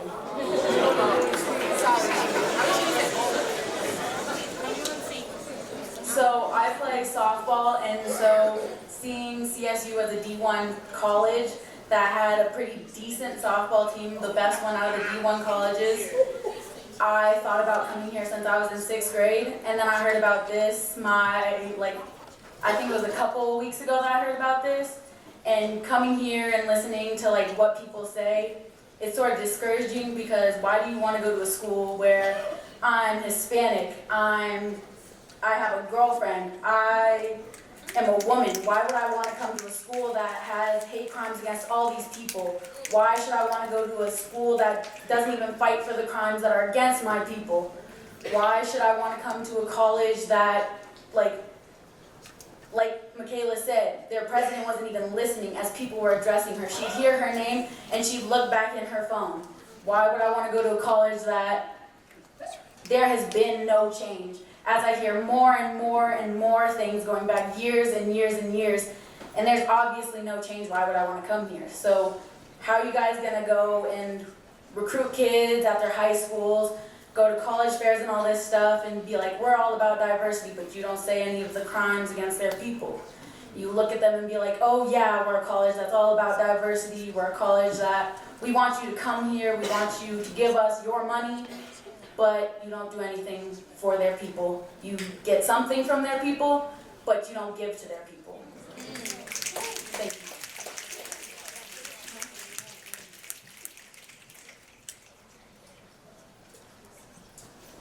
All right, do we have any other?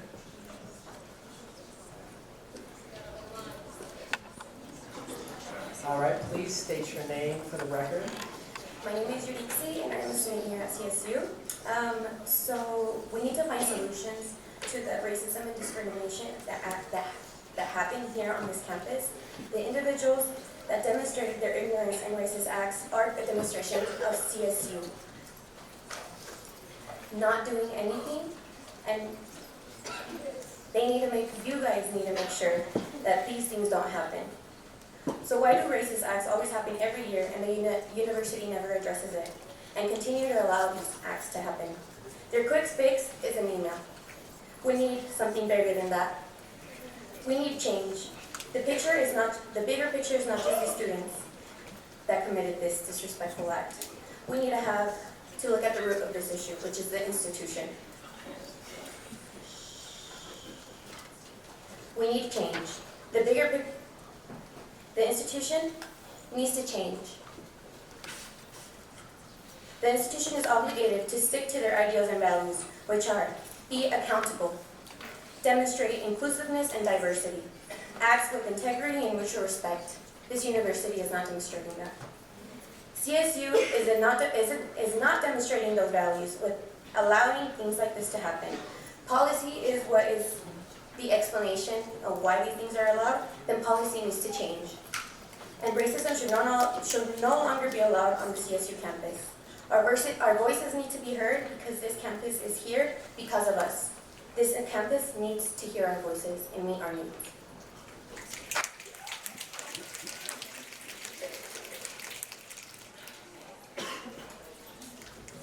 Hello, I'm Brianna Beckwith. I'm from CSU Pueblo. I'm a senior out there. I'm coming from behalf of the Black Student Union out there. I wanted to condemn that my failure for my, I'm really nervous, for my president not being active here as well and our administration. But just want to let you know we here too, and I really was, I don't even know what to say. Like, I just don't even like have the name a part of Pueblo, because in Pueblo we're not even anything like this, and for people all over to probably think that we're, so. Excuse me, but it's just, I just have to show that we were here. We came 3 hours, which means that it was really important to us and that we needed to be heard and that you guys aren't alone. And that it's just really sad because I used to always come out here for weekend events. I wanted to come out and it's just, I hope we can rebuild this. And even if not, we're here with y'all, so sorry. Thank you very much. Our next speaker, come up.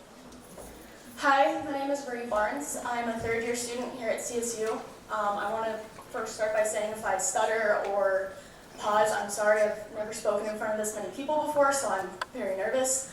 I also want to start by acknowledging that I am a white student, and with that comes privilege that I wish didn't have the implications that it does, but I can't change that. However, I can use that privilege to speak for people who don't have a voice and who are silenced on this campus.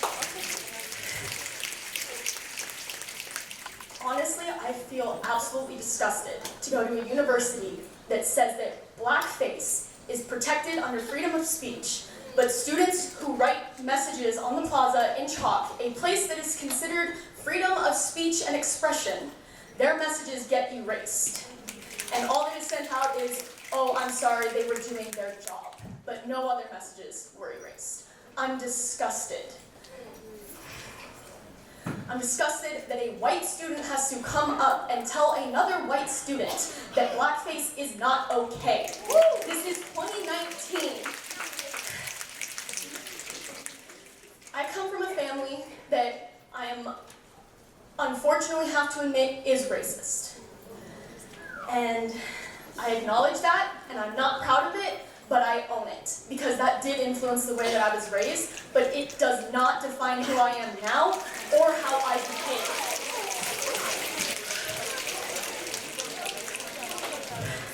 Sorry.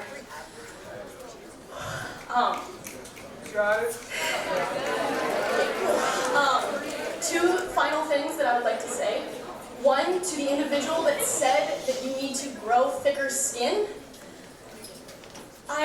Again, as a woman, how can you tell other people to grow thicker skin? If you are a white male in this society, you are as privileged as you can get. And yes, as a white woman, you still have privilege, but you are still oppressed as a woman. So how can you sit there and tell people of color that they need to grow thicker skin? How can you tell them how they are supposed to react? You do not control their emotions or their reactions. And the final thing that I want to say is that I was a RAM welcome leader over the summer before the semester started. I had a diverse group of students in my hallway, and I sat there and told them to their faces that this is a community. You belong here. And within 2 weeks, I was proven wrong. And now I feel a word that is probably not appropriate to say here, so I will censor myself. I feel like crap. Because I have now been labeled, or I have now been shown to be a liar. Because this school does not care about their students of color, they do not care about marginalized people, and that disgusts me. And the fact that all that this university says is we will have resources for you to talk about it, but nothing is being done, clearly doesn't work, because this is not the first incident on this campus. Clearly only talking about it does not work. You cannot say that everyone has freedom of speech and then do nothing about... You got it. Sorry.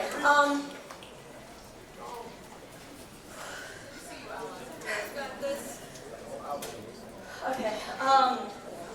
I would just like to end by saying that the fact that we have to have this right now and that this is probably the only response that is going to happen before it gets swept under the rug is disgusting. And if I wasn't already in my 3rd year here, I would go to a school that actually cared about their students. But I'm already too far into it, so I have to stick it out. Thank you. Union CSU Pueblo. Me and Brianna and another associate of ours drove all the way up here to let y'all know that this is a problem for the whole community, the whole state. This is not just a Fort Collins problem. CSU sees it and notices it too. And we will help y'all in any way that y'all need help here. You know, it is a magnificent thing when a lot of black people come together like this. We can get things done. We can't just let this slide under the rug again. And honestly, I don't have much to say, but the last thing I really have to say is that I wish my president would not show up to a meeting like this. I wish he would. Because that just shows how cowardly that you are to not even receive the information, to not even receive the feedback from what's going on here after something that you called and you made. And that's all I got to say. Thank you. Logan Stewart. I'm a scholar athlete here at CSU. And more importantly, I'm a black man. I'm a male. I'm a son. I'm a brother. I'm all of that. And this issue is affecting not just the student body as well, but the athletes here at CSU as well. And even though we may seem disconnected, this still impacts us as well. And we stand with all of y'all here, now, tomorrow, forever, and we here. I just want to congratulate all my brothers and sisters in here due to the fact that being black at an all predominantly white institution is rare and a challenge in itself. Getting here is a challenge for all of us due to the fact that we have to face many obstacles that our white peers do not have to. I was hurt. Man. I was hurt by the incident due to the fact that it was blatantly racist and offensive, but I was hurt more the comments that were made to athletes about telling us to keep play ball, and it shouldn't affect us as long as we keep playing ball. This does affect as much as it affects all y'all. And I hope y'all know that we here together. Just like you said, man, y'all know, every single day you come here, man, people just look at you like all you do is play football, make money from university. That's all we get. Like, you know what I'm saying? Like, I feel like y'all don't really get that. We got dudes here on the team that are not here right now, that are from the Sept, that are from Louisiana, Florida, that go do these things all the time. Like, I don't think y'all get that. That's the crazy part. But I mean, we as a part of a CSU football team, here stand with y'all. You know, even though there are times that, you know, it may not seem like it, that the football team ain't with y'all, we here with y'all. You know, and, you know, we should stand here in solidarity with y'all. It's hard, and I know that, but we here with y'all. We don't get through it more than anything. We don't get through this. For sure. Together. I'm Nathan, and I'm a social work student at CSU, and I identify as a white woman. Several former speakers tonight rightfully called out white people for not speaking up. I wasn't planning on speaking because I feel that students of color have already been silenced enough on this campus and just in general. I see my role as a white person to listen and follow the actions and directions of people of color. And also, sorry, I'm a little nervous as well. However, I feel that a former comment made by a person with my same identity must be addressed and condemned from white people, not just people of color. The thicker skin comment is ignorant, disgusting, shameful, and I'm usually embarrassed to be a white person because of our overall behavior, but especially in that moment. White people who don't understand the constant microaggressions that students of color face on this campus, let me give you a few examples. Almost all of my instructors at this institution have looked like me and therefore given me an actual, tangible image of what I can aspire to be. I don't feel fear when I see a police officer on campus because of historical, systemic, and institutionalized racism. I don't have to prove to other white students that I have a right to be here after I've been admitted. This is 3 of millions. White people, it's time to shut up and listen to people of color and not only tell our white peers that this is intolerable, but not allow white peers to be racist. We must make it an isolating and shameful experience to hold racist ideals. Being inactive during this and not feeling like you must get involved is an example of white privilege. If you don't understand this, use Google and educate yourself. I am not proud to be a CSU Ram right now, and I will not be until institutionalized change is made. Every white person should feel the same, and if you don't, again, educate yourself. Thank you for letting me take up some of your space tonight. Is living on because of our ignorance. We need to stop asking Black and brown people to explain white privilege to us. Let's work to educate ourselves and others who are white so that Black and brown students can feel safe on this campus. I want you to feel safe. This is not okay. Thank you. My pronouns are she, her, and hers, and I echo the speaker before me. Or before the other one, I identify as a white woman, which does come with privilege, and I acknowledge that, and I would love to use it to speak up, but I'm going to keep this short because I want the people who've been directly impacted to have more time tonight. I would first like to say I am beyond disgusted with my white peers. It is beyond me what goes through someone's mind who defends the ignorance of these people. Defending the people that will not see past the privilege that they do not care to acknowledge. It was a malicious act, and white people say they should get thicker skin or ignore it or get over it because it simply just does not affect them. Sorry. I do not understand why there is even a debate on why this is right or wrong. The president was also on her phone during the whole first speaker, which is a total joke to her, which is extremely infuriating that we all showed up and she does not even care to acknowledge us. White people who are allowing this or staying silent only are because it keeps them in power, and that is sickening. And the people who do not care to acknowledge that are part of the problem. No one, and not even me, will understand the pain that everyone in this room has experienced, and the people who enable them are the problem, when in the end, racists defend racists. I'm also surprised that we are here tonight and that this incident has even happened. Sorry. I'm honestly so hopeful when I look around this room that hateful people will not be able to hide behind the First Amendment for much longer on this campus. I do not have a lot of experience in this, but I wanted to say that I stand with everyone in this room and change is long overdue. I am really hopeful that tonight's decision will help shape CSU a little bit better because I am not proud to be a CSU Ram, and I am really horrified that we are even here and have to even speak on this because it should be just known that this is wrong. Blackface is wrong. I'm really sorry that this happened and there will be consequences because we will push until there are consequences. I appreciate everyone in this room for listening to me and letting me share this platform. Thank you so much. Say your name for the record, please. My name is Fiona Rodabaugh. And again, I identify as Latina. I grew up in a Latino Latinx household, but I have the privilege of white skin. I am white. But I am also disgusted. I'm disappointed. I'm upset. And I'm not proud to be a CSU Ram right now.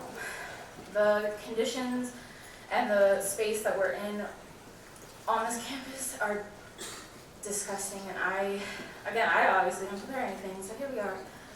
But I know that I will fight, and I will stand, and I will be with y'all for every step of the way until there is change, until we see every student, not only at CSU, but in Colorado, in this nation, represented and correctly, like, you know what I'm saying? You know, like, I just want everyone to feel safe, to be happy, to be who they want to be and who they are, without having their history or their identity made fun as a joke, and then again, you know, I don't know, but I'm here, I'm gonna fight because I'm disgusted.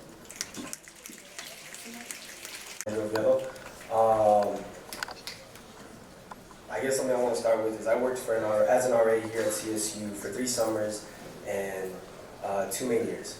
And I think one of the comments that's been striking me, and by no means is necessarily a bad comment, but what sticks with me is this idea of I am surprised, I am disappointed that we're having this conversation. In the work that I did for those 3 years, I wasn't surprised. What came to me during this, what happened is this idea of commodification and essentialization. Here on campus, students of color, faculty of color are not only essentialized to their race, to their identities, they're commodified. When we talk about wanting to do the work going forward, I think in large part it's not about just simply educating people, because in that aspect we are only just putting it more and more on the already stressed and struggling professors that, while they willingly do so, should not have to put up with that grave amount of stress. In my time as an RA, I can remember multiple instances of being essentialized down to, you're a Latino, this incident happened, go talk to them. My very first year as an RA, I felt I was pitted often against my white cohorts to have to bring up these issues because of my identity, because of the uncomfortability, because of the unwillingness to want to take a stance. And while yes, I think it is great to give, and I think we need to give more space to students of colors, it also is on our cohorts who do occupy those dominant identities to take a stance, to stand with, and to truly be there. I appreciate the sentiments shared by our athletes. Again, too, here are young black men who are commodified for their bodies, who are used to profit for this institution, who are seen as just these mindless men who only do things, when in reality, in my 3 summers I've worked in the summer as an RA, I've been blessed to be able to know those athletes on a personal level, to learn their aspirations, to learn what they shoot for, and that is a blessing. That is something that I recognize as a privilege I've been given. Moving forward, I recognize that this is a precipice for something new, something that maybe these students of color may or may not see going forward, that we may not be able to fully live, but to all the people who are going to be voting, who are going to go on and continue to make impacts here at CSU, understand the weight of what you do. This supersedes us as the people who are here immediately, but rather it is there to support the future students of color, the queer students, all these students who are marginalized, that you belong here, you matter here, and you will succeed here. Your voices will not be silenced. The last thing I guess I want to say is none of us are liberated until we're all liberated.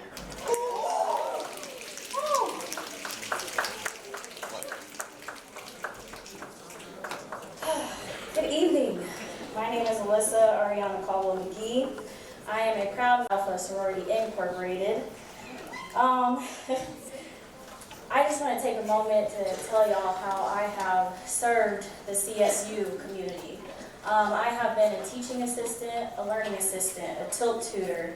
I have mentored the CSU student athletes who have to run a ball up and down the field just to not be called a nigger every day. I have worked in 4 labs across this campus. I serve as a desk staff and have to constantly be reminded that students don't like when your hands touch. It's just disgusting how many times I've gotten dirty looks, and now that I have to walk around this campus with an attitude on my face every single day, with music just of hate playing in my ears, just because I gotta show them that I am not the one to be messed with on this campus. Sorry, I'm a little nervous, but yeah.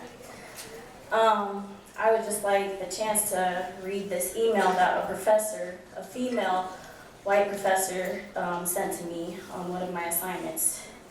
You've complained so often in so many ways since our first day and been involved in negative behavior, and yet you're still unable to see anything that has happened in our class from any other perspective other than your own.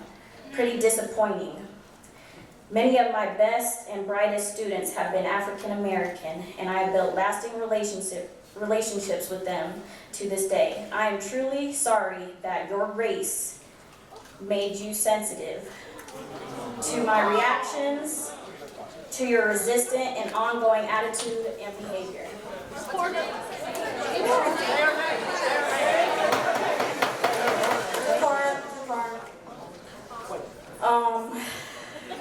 This came from a Co 150 professor that I'm sure most all students have to take on this campus, and Erica Parker, yep. I had to go back to my mother every day basically crying to her how bad I felt because I felt like I wasn't being a good enough student in her class. And then it turned into where I had to realize that she was afraid because of my skin color, that I made her feel like she was less of a person, so she had to make me feel that way. I'm tired of these white students, these white people on this campus always complaining about how hard their life is and how many times they've had to endure, people talking about them on Snapchat and stuff, but yet they don't get to see their own face, being betrayed and discriminated against constantly. So the lasting question that I want to leave y'all with is, what will CSU do to serve me and my community? Thank you. I had the same incident with that professor last semester. I was in a car accident in February. My car flipped 8 times. I made it out alive, don't know how, but she made me feel like, so I was one of the 2 people of color in my classroom. Everybody else was white. And I made her aware of my situation and stuff like that, and yet she still didn't sympathize with what I was going through. And obviously I was going through a lot. That's real traumatizing. And you know what? The only thing I ever got out of that was an interview with the student bias program here at this campus. That's all that I got was just an interview. They didn't tell me what kind of justice I was going to get. They didn't tell me what they were going to do to her about it. All I ever got was just a transfer to another CO 150 classroom. Thankfully, I passed. I went in like 3 weeks until the semester was almost over, but that's not the first. And her name should be known, Erica Parker. I believe that there's a lot more to be said and many more people who should have time to speak, so I'll keep this brief. For the woman who asked the white people in the crowd to speak up, I'm not sure where you are. If you're still here, can you stand up? Okay. Thank you. Honestly, thank you. That's all I can say. For every single person inside this room, on this campus in Colorado, in America, that unrightfully cannot be heard because of their skin color, I ask the administration of this university and President Joyce McConnell, who unsurprisingly could not stay for this whole meeting. As a white woman with privilege, I ask that you take action to educate the unbearably ignorant people like Liana and the woman who made the thick skin comment. And by not doing so, you are just as blind as them.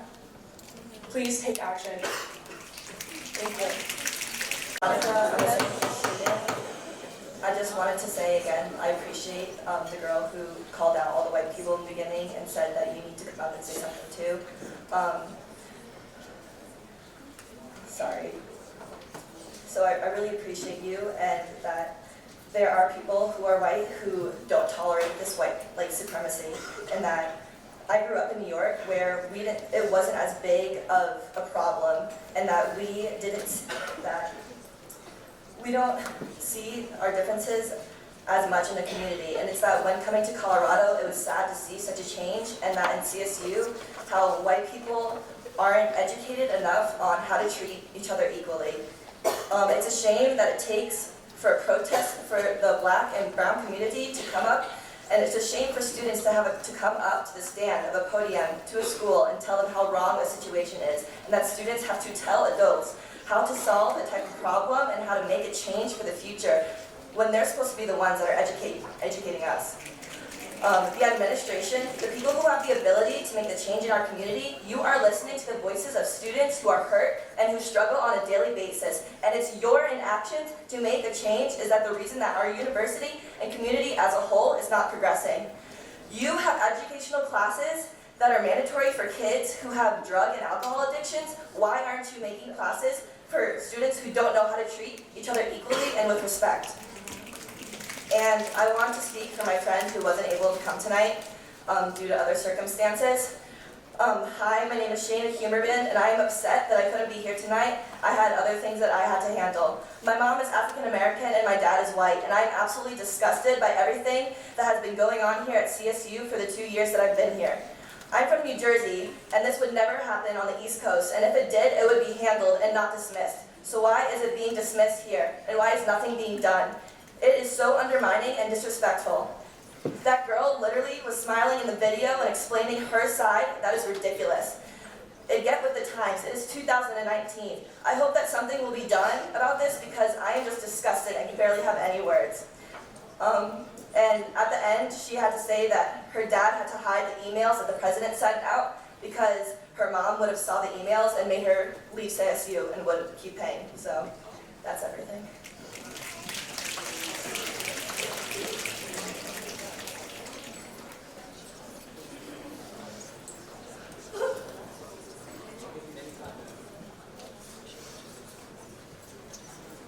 Hi, my name's Nede. I go to UNC, drove up here from Greeley. I'm nervous. I've never spoken in front of this many people before. But I was sitting over there. I'm looking at all these white people right here. Specifically a few white men over here. And the looks on their faces are just driving me insane. I'm like, I don't really want to look like this. When you come, like, knowing they were going to come to a place like this and hear the voices of these people and y'all still want to make faces like this? If y'all didn't want to help, why are y'all here? I do not understand that shit. Oh, sorry, my bad, I cussed.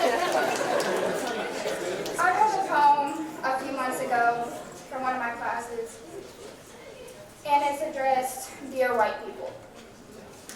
So I really want to read this poem specifically to this group right here because most of the people in this room are obviously African American, but most of the people over here are white. So, a message to all the privileged white people like me. It's easy to ignore when your color doesn't stand out like a sore thumb. When you don't have to navigate the spaces you're in. Easy to ignore when you see police and you see someone who is on your side. But they see someone who guns down their sons, their daddies, and aunties for busted taillights. You have the privilege to say racism doesn't exist because you can turn your head. But some people of color have to worry about when and where they will be fed. Then y'all have the nerve to express slavery was so long ago it didn't even affect you. Or Jim Crow laws don't exist anymore. When your grandma got the nice water fountain while the people of color got the busted up one. In 2019, your mom gets treatment in the ER right away for the flu. While black woman has urgent symptoms and she is dismissed for exaggerating. Rudy Francisco said, Jim Crow may have left the nest, but our streets are still covered in his feathers. Young black boys and girls may not have been oppressed by slavery firsthand, but racist ideologies still exist. How can you just say, get over it, dismissing trauma your not so far out ancestors implemented through generations? It's like pouring rubbing alcohol on a fresh wound and scraping off the scab every single time another black victim is criminalized, another black woman is not taken seriously, or another black child is killed for wearing his hood up. Get over it like it's not still happening. Ignoring it just feeds the problem. If you learn to pay attention to the things around you and be mindful of the media, you will see America isn't the great place that you think it is.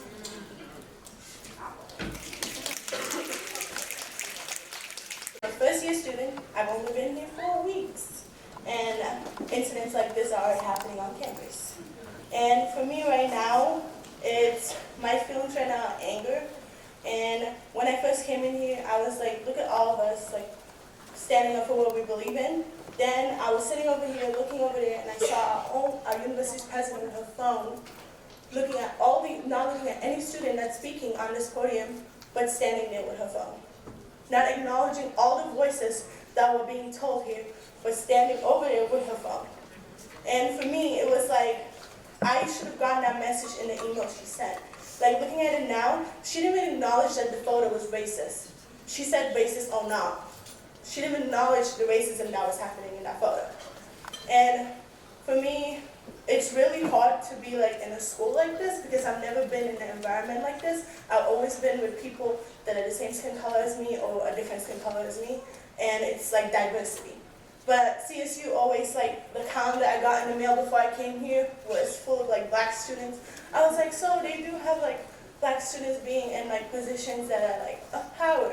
Then looking all around, I can literally spot the one black person I see right now. And it's crazy to me because usually in positions of power, race equals power. So the race in power is the race that's making the decisions for the people of color in this room. So we should also acknowledge that we should also put ourselves in positions of power. As first year students, we're not gonna stop because you guys think that it's a norm now. Because we have not experienced what being a CSU student is. We've only been here 4 weeks, and some people have been here 5 years, 4 years, that have experienced, and their experiences are not something I want to experience in this school. So I will make a change for that. I will fight for what I believe in.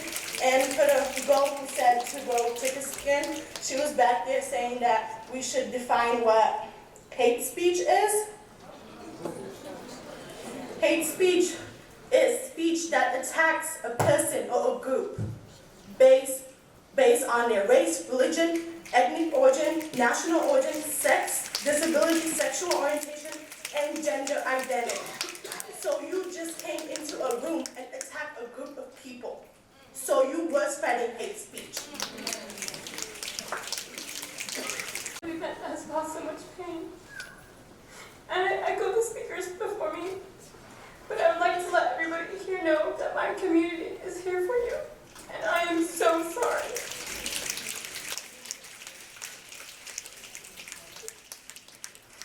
My name is Trinity Lynch, and Jody is my very best friend in this entire world. And I would do anything for her. And we're both from Pueblo, Colorado, and I would just like to say that in Pueblo, we have never experienced this. Like, why do I have to walk around this campus and feel like my friends are getting looked at, or feel like my friends are being discriminated against because of the way that they look? When I look around this room, all I see is beauty, complete beauty, and that's all I see. We've been excited to come to Fort Collins for the longest time. We have an alliance partnership with the school, with this institution, and so we felt like this would be a great opportunity to come here and to feel financially stable in some way. But I just feel so, not afraid, but I feel so deeply saddened by what has happened. Because I want this to be my home, and it's so sad to see other people afraid. I'm deeply hurt by what is going on, and I'm so sorry. Thank you so much for your time.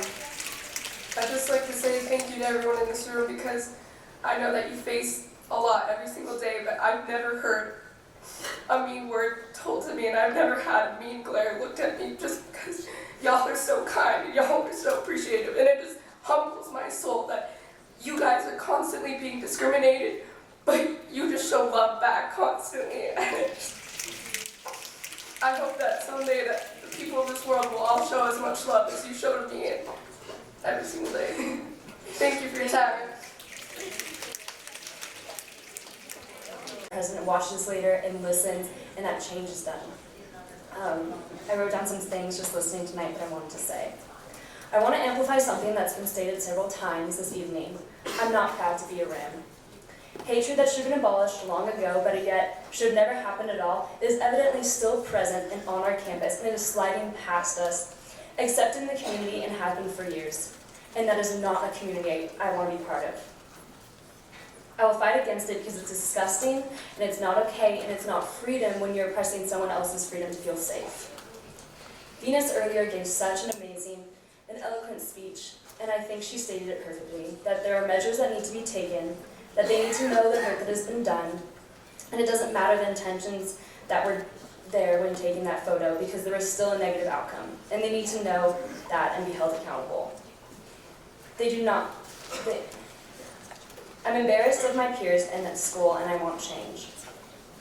I was never a victim of the awful instances that so many here were, and because of that, I don't know. I just don't, and I never would say I do. But I do know that the blackface picture was not okay, and telling this group to have a thicker skin is not okay. And letting these instances slide under the rug with no consequences and no one being held accountable is also not okay. Thank you. Believe, say, or do. Both are nonsense. You don't have to compromise convictions to be compassionate. And the last thing I want to say is I plan to raise amazing mixed children in this community, but if this area is not fixed, then this is not where we will raise our families. So I hope CSU steps up.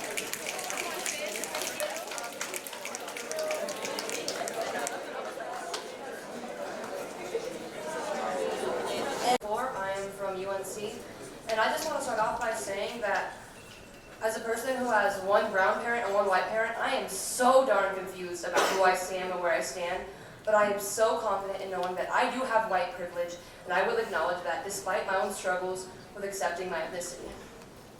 Now, standing with my white and white passing peers, I'm just going to say real quick, it costs $0.00 to listen to black people. If you don't get why blackface is bad, if you don't get it, it doesn't matter because you're not black. You will never know, I will never know, the challenges that my black peers have faced, and they are so strong for all they have faced. And I just want to say thank you all for being here today and for standing up for this. And once again, no white or white passing folk, no matter what, will ever understand what you are going through. And that's okay, but you have to stand in solidarity with our brown and black peers. Thank you so much.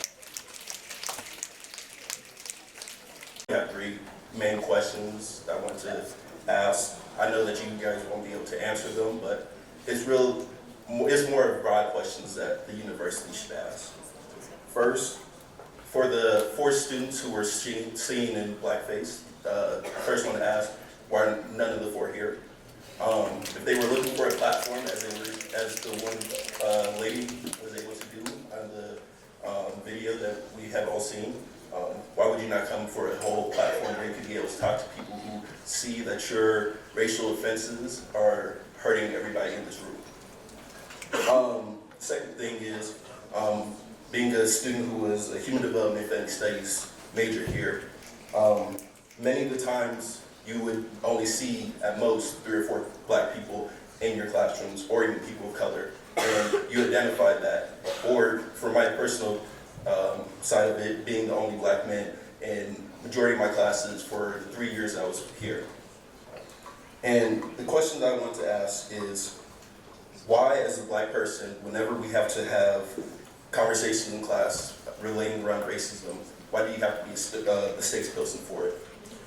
Being able to have other peers in my class saying, racism isn't as bad as it is at other places. I don't see racism here as I would see in the South or other places around the world.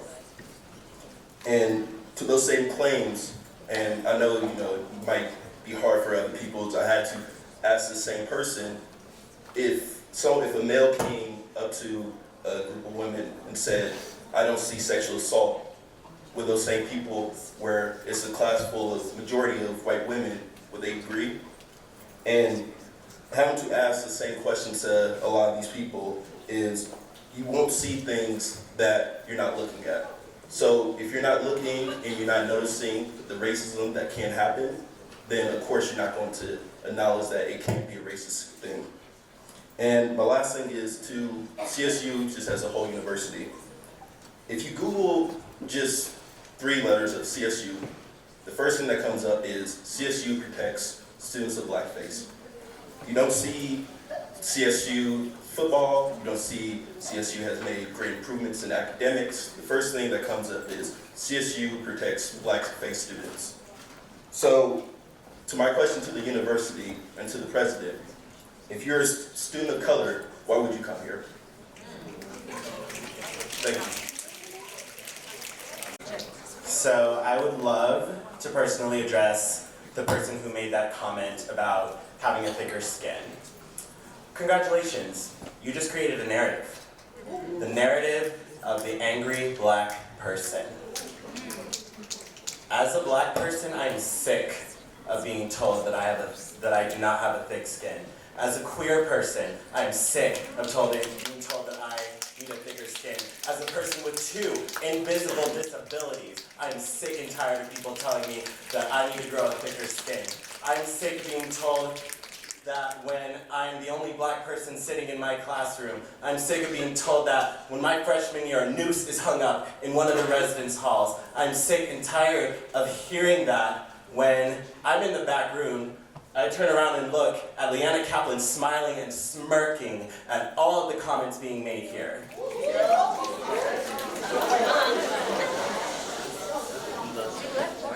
I am not proud to be a CSU Ram right now. That's all. President McConnell is back. I want to address how disrespectful it is for you to be on your phone while we're speaking.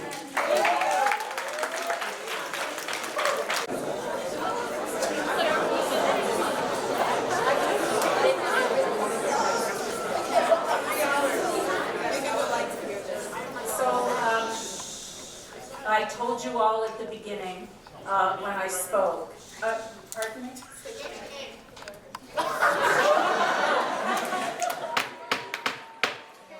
Show some respect for everybody who's in this space. That's fine. Yes, I'm Joyce McConnell. Thank you for letting me speak and I'm only going to speak for 1 minute. I told you at the very beginning I had to leave for a meeting with the undocumented students. I did leave for that meeting. The reason I was on my phone is because they are very worried about the Border Patrol being here at the career fair, and I was trying to gather more information so that I could speak to them with some knowledge. I'm sorry if all of you felt hurt by that, but I felt an obligation to be here, and I felt an obligation to try to find out what I could to be able to talk to our undocumented students. Thank you for giving me a moment to speak. Respect that they deserve, please, to speak. We're almost done. Thank you. Cool, great. I'll just state my name. My name is Mia Atkins. My name is Janae Jefferson. I look a hot mess today because I am a hot mess today, right? And I just wanted to give a shout out. I don't know your name. Okay, Alexis and from UNC. I just want to give a shout out to Alexis from UNC because the first time, or as I entered the room and I was standing against the wall, she asked me if I needed a seat in my own house, right? And I think it really showed me how much it's necessary to keep the Black community strong, to make sure that we are all okay, because I have been having a rough time. And you asking me if I needed a seat today really just reassured why my presence is such vital to be here. And I just want to say thank you so much for that. And I want to say that I was raised by a strong Black man. My father was a strong Black man, and he made sure that I knew what it meant to be Black. And I carried that everywhere I go. When I attended George Washington High School, I became a part of Black Student Alliance. When I came to the university, I made it a necessity in my life to always show up in the Black community in one shape, way, or form. I am the president of Black Student Alliance at Colorado State University. I am the Vice President on the National Panhellenic Council at Colorado State University. I am the Secretary of Black Definition here at Colorado State University. I am a proud member of Delta Sigma Theta Sorority Incorporated. I may not be proud to be a Ram, but I am proud to be Black.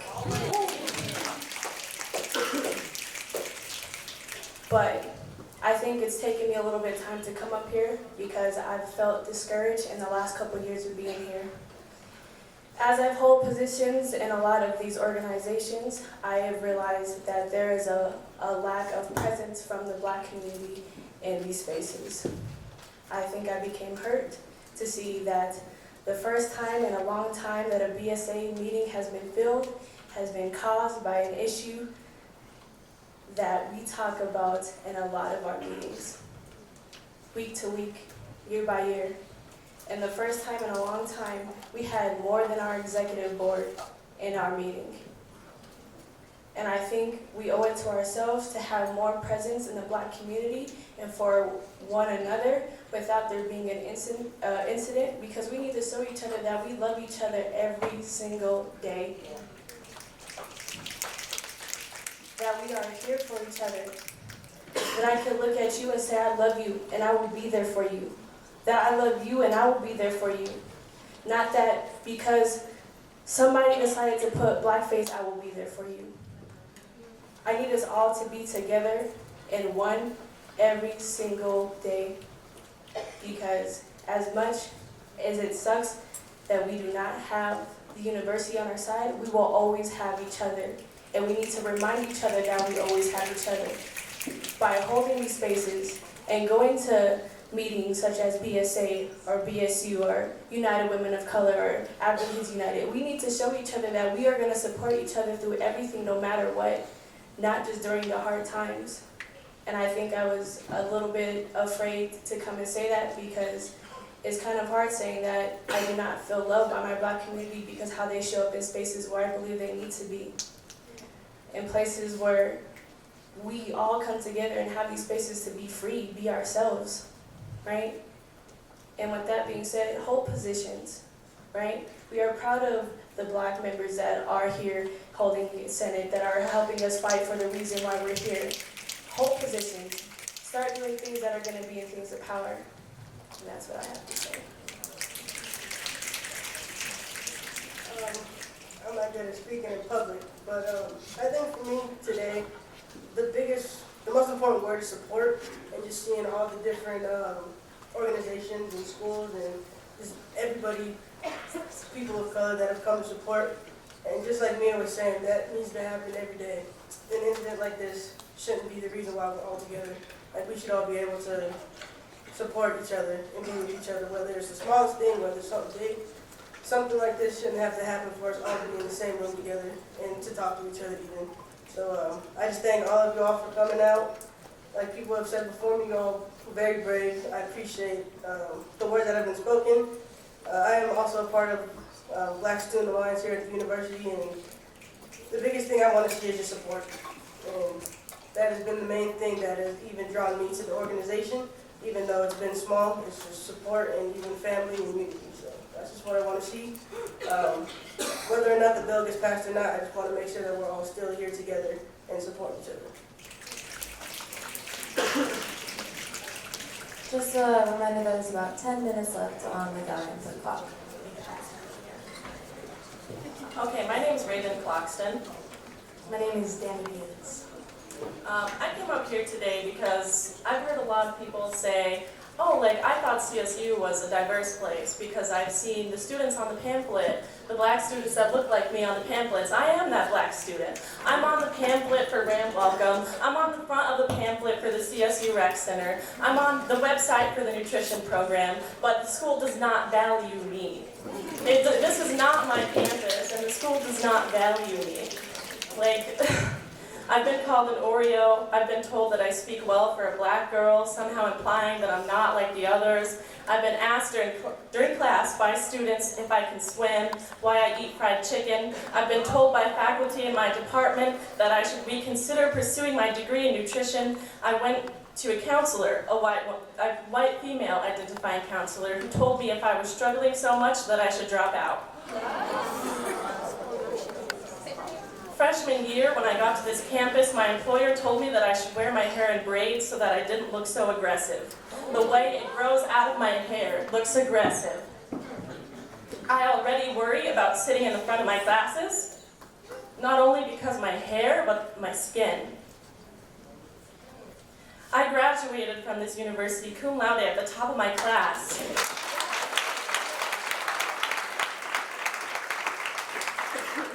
And now I'm back here pursuing a master's degree, and yet every day I have to struggle with imposter syndrome on this campus, every day. That's it. Okay, hello. I've been on this campus for 4 years, going on 4.5 years. I know some of y'all in that Turning Point USA. But anyways, back to the subject at hand. So, there is an ask for forgiveness, but there has no apology been given. There is a pass this incident over as a mistake with no acknowledgement of hatred being perpetuated. There is talk of free speech, but our speech is regulated. There are a plethora of differing identities and cultures and lived experiences within this room, this very room, and that's beautiful. Moving forward. Let's also look at the framing of words used for the white folks in the picture. A 19-year-old girl, quote, quote. The white boys, quote, quote. What has been mentioned earlier is that children of color, actual children, minors below the age of 18, are not considered children in the eyes of law, in the eyes of white society. Children of color are not allowed to be children as white children and even adults. 19 years old, you an adult. The other men in that picture, you are an adult. You have adult repercussions. You have adult consequences. You have an adult conscience. So do not play us like you are a child. Do not play us like you are an infant. We know better. I also want to address the Turning Point USA members within the Senate. Okay? I have been to the event that they held last year, the Turning Point USA event last year. I know who the members are. I have seen you, and many others have seen you. So we have that. We know your hatred. We know your bigotry. Think on that. Also, it is scandalous that y'all decided to put out an event on this very day, just moments before this started, that y'all are bringing Donald Trump Jr. to this campus October 22nd or 23rd or 4th with Charlie Kirk. Okay? We know what you're doing. We see you. I see you. And I will be there to combat your bigotry. And so all of us will. Beware.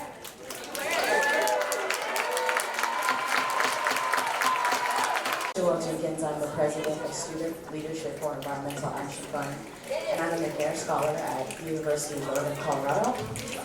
My professor stated that this university has the top environmental sociology program in the country, and I'm just confused because how can you expect people to go into this program and take care of the environment when you can't even take care of your own environment at the university? And also, I know what's the president's name? What's the president's name? I didn't catch that, but to the president, I understand you've been here for only 80 days, but we want you to try your hardest instead of make excuses on to why you can't address the problem. Hello everyone, thanks for Sean, the painter at UNC. So first of all, y'all four in the front right now. Y'all need to really pay attention and listen because this is important. It's Please do not B-L-A. call Okay, people I'm sorry about personally. that. I'm really sorry, but please do It's not do that. B-L-A-C-K-F-A-C-E, blackface. So if you guys can't understand that, then I'm sorry, because it's very important, because as a black man who lives in a country where I do not feel safe all the time, it's very hatred, because if these students cannot get through their mind that what they did was disrespectful, what was racist, and they don't even want it, then okay, like Twitter will get you. Say my name, sorry. Michaela Parker. M-I-C-A-E-L-A. No H, no K. I want to say something that was not acknowledged in the beginning of this, and that is the land grant agreement here at Colorado State University. If we're going to perpetuate this space of inclusivity and privilege, we are all privileged to be in this space because we have stomped on the backs of others. Yep. So, with that being said, Colorado State University acknowledges with respect that the land that we are on today is the traditional and ancestral homelands of the Arapaho, Cheyenne, and Ute nations and peoples. This was also the site of trade, gathering, healing for numerous other native tribes. We recognize that the indigenous peoples, as original stewards of this land and of the relatives within it, as these words of acknowledgement are spoken and heard. The Thai nations have their traditional homelands and renewed and reaffirmed. CSU is founded as a land grant institution, and we accept that our mission must encompass access to education and inclusion. And significantly, that our founding came at the dire cost of Native nations and people whose lands this university was built on. This acknowledgement is the education and inclusion we must practice and recognize, and I want to highlight this last part, that we need to recognize our institution's history, responsibilities, and commitments. I also want to say I'm a fourth-year student here, double majoring in communications and ethnic studies, and I just in the last 3 weeks have been hospitalized with this. I'm severely sick right now. This is not a joke. Racial battle fatigue is not a joke. And when y'all start taking it seriously, is when real change starts. Students are hurting. This is not the first or last. You are perpetuating violence. When we stop thinking of violence as physical, that is when real change will occur. And that's all I gotta say.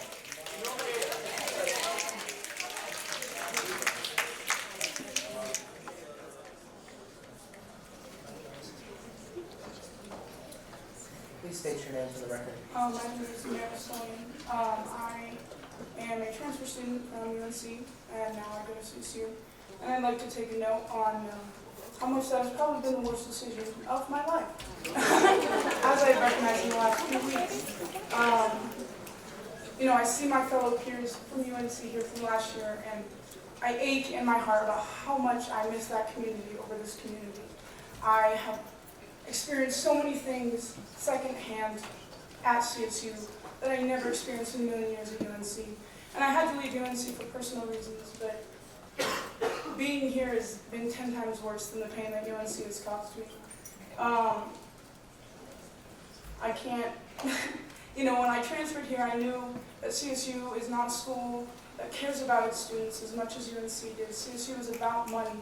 I knew that I wouldn't be cared for by the community and the staff here as much as I was, but I took that risk. But I never knew how bad the student-teacher, admin, faculty relations were going to be when I stepped on campus 4 weeks ago.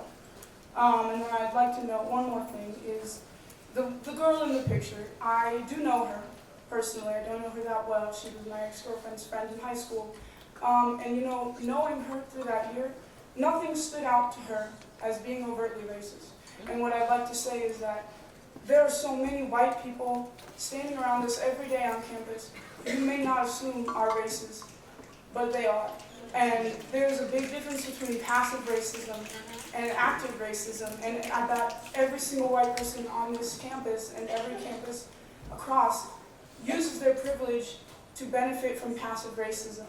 Active racism is what those students in the blackface picture committed, but passive racism is what we all commit every day while we're walking around, allowing that to happen. And so I say, before I leave, because I want to give plenty of time to give people's voices, is check yourself with your passive racism every day. I know I have to every morning when I wake up. Recognize my privilege in being able to pass as a white individual, that I still have passive racism in me, as we all do, and we need to acknowledge that.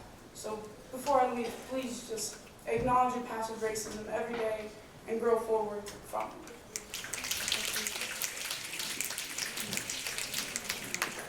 Say my name.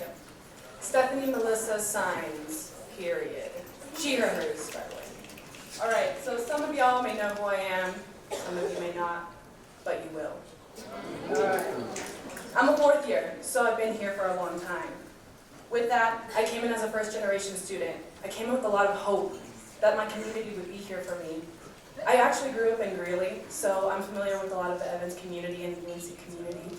And with that, I definitely wanted to feel like I could find a home somewhere where I knew I was kind of like a fly in a bowl, basically. Y'all know what I mean. But with that and my history, I did bring dishonesty and shame, much like the administration at Colorado State University.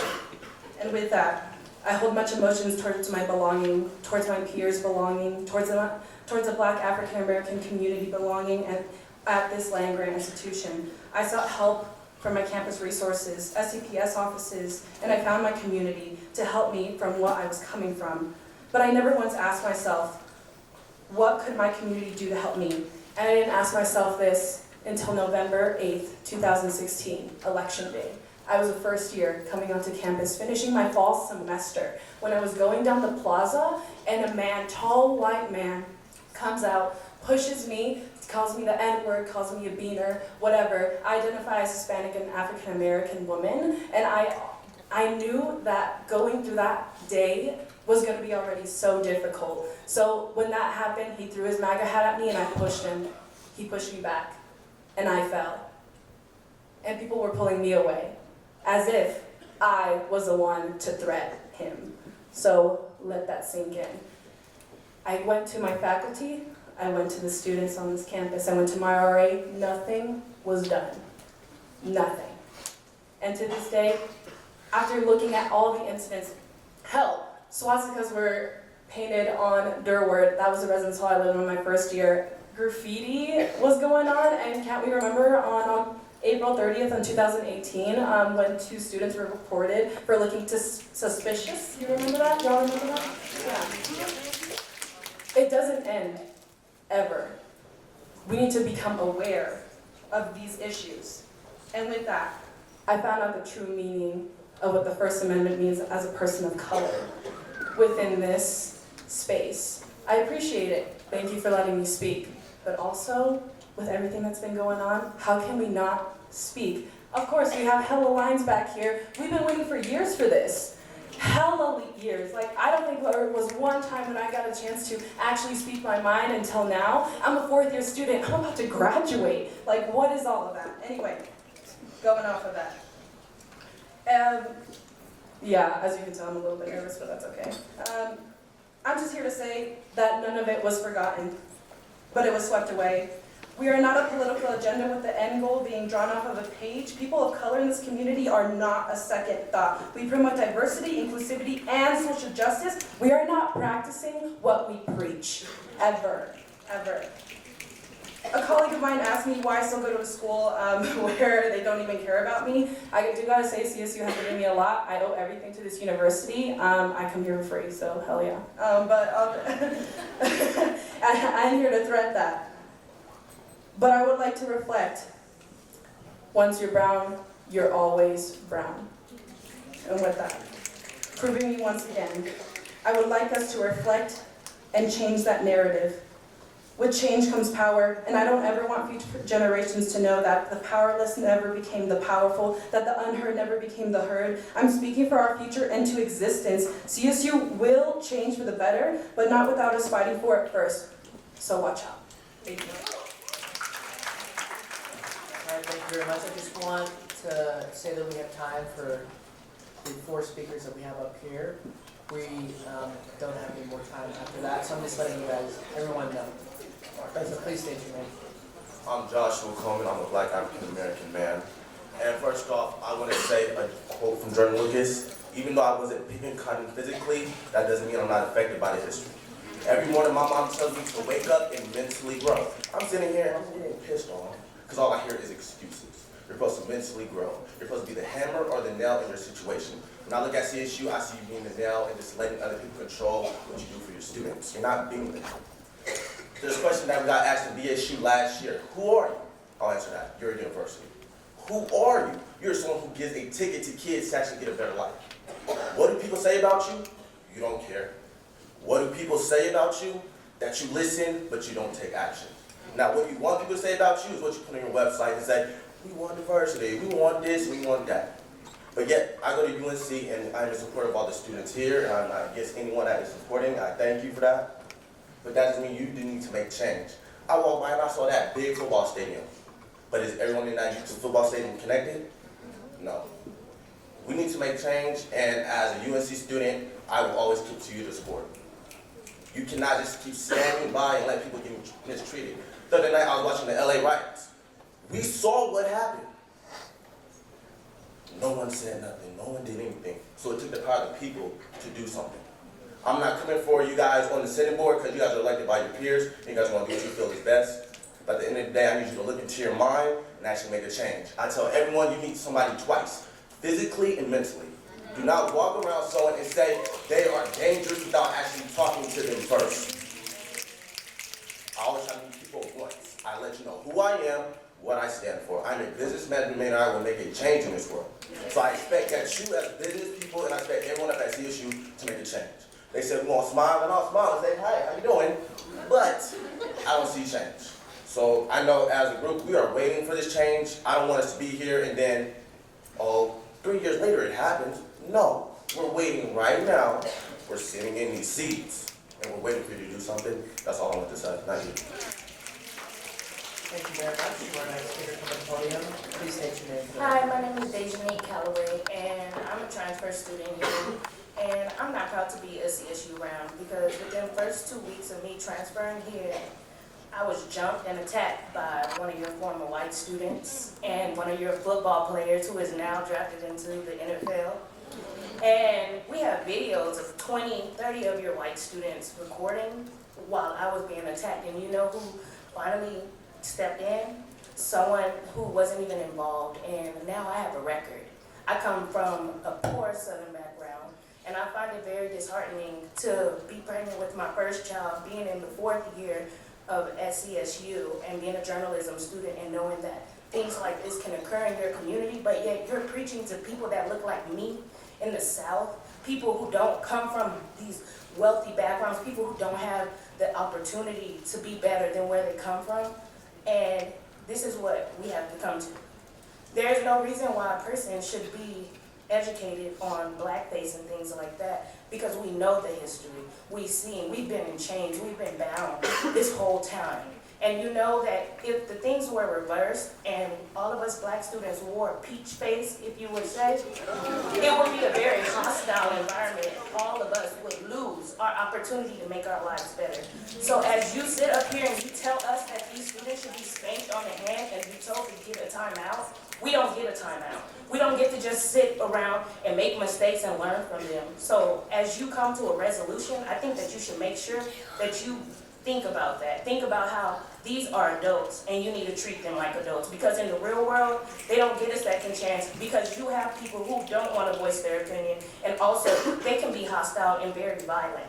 And so as you look at us as hostile and violent, look at their actions and see how you're going to correct that. Thank you. All right, looks like we have our last guest speaker, or our last. It's you three? It's all of us. Okay, great. Please all state your name just for the record, too. My name is Demetrius Merrow. I'm Brianna Beckwith. Demetrius Titus. It's an honor to be the final speaker, so thank you guys.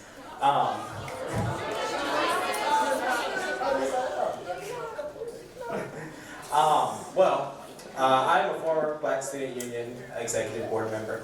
I am a former student body vice president of Colorado State University, Pueblo, and I am disgusted that I have to be here tonight. The events that happen at this university, it affects everybody in the CSU system.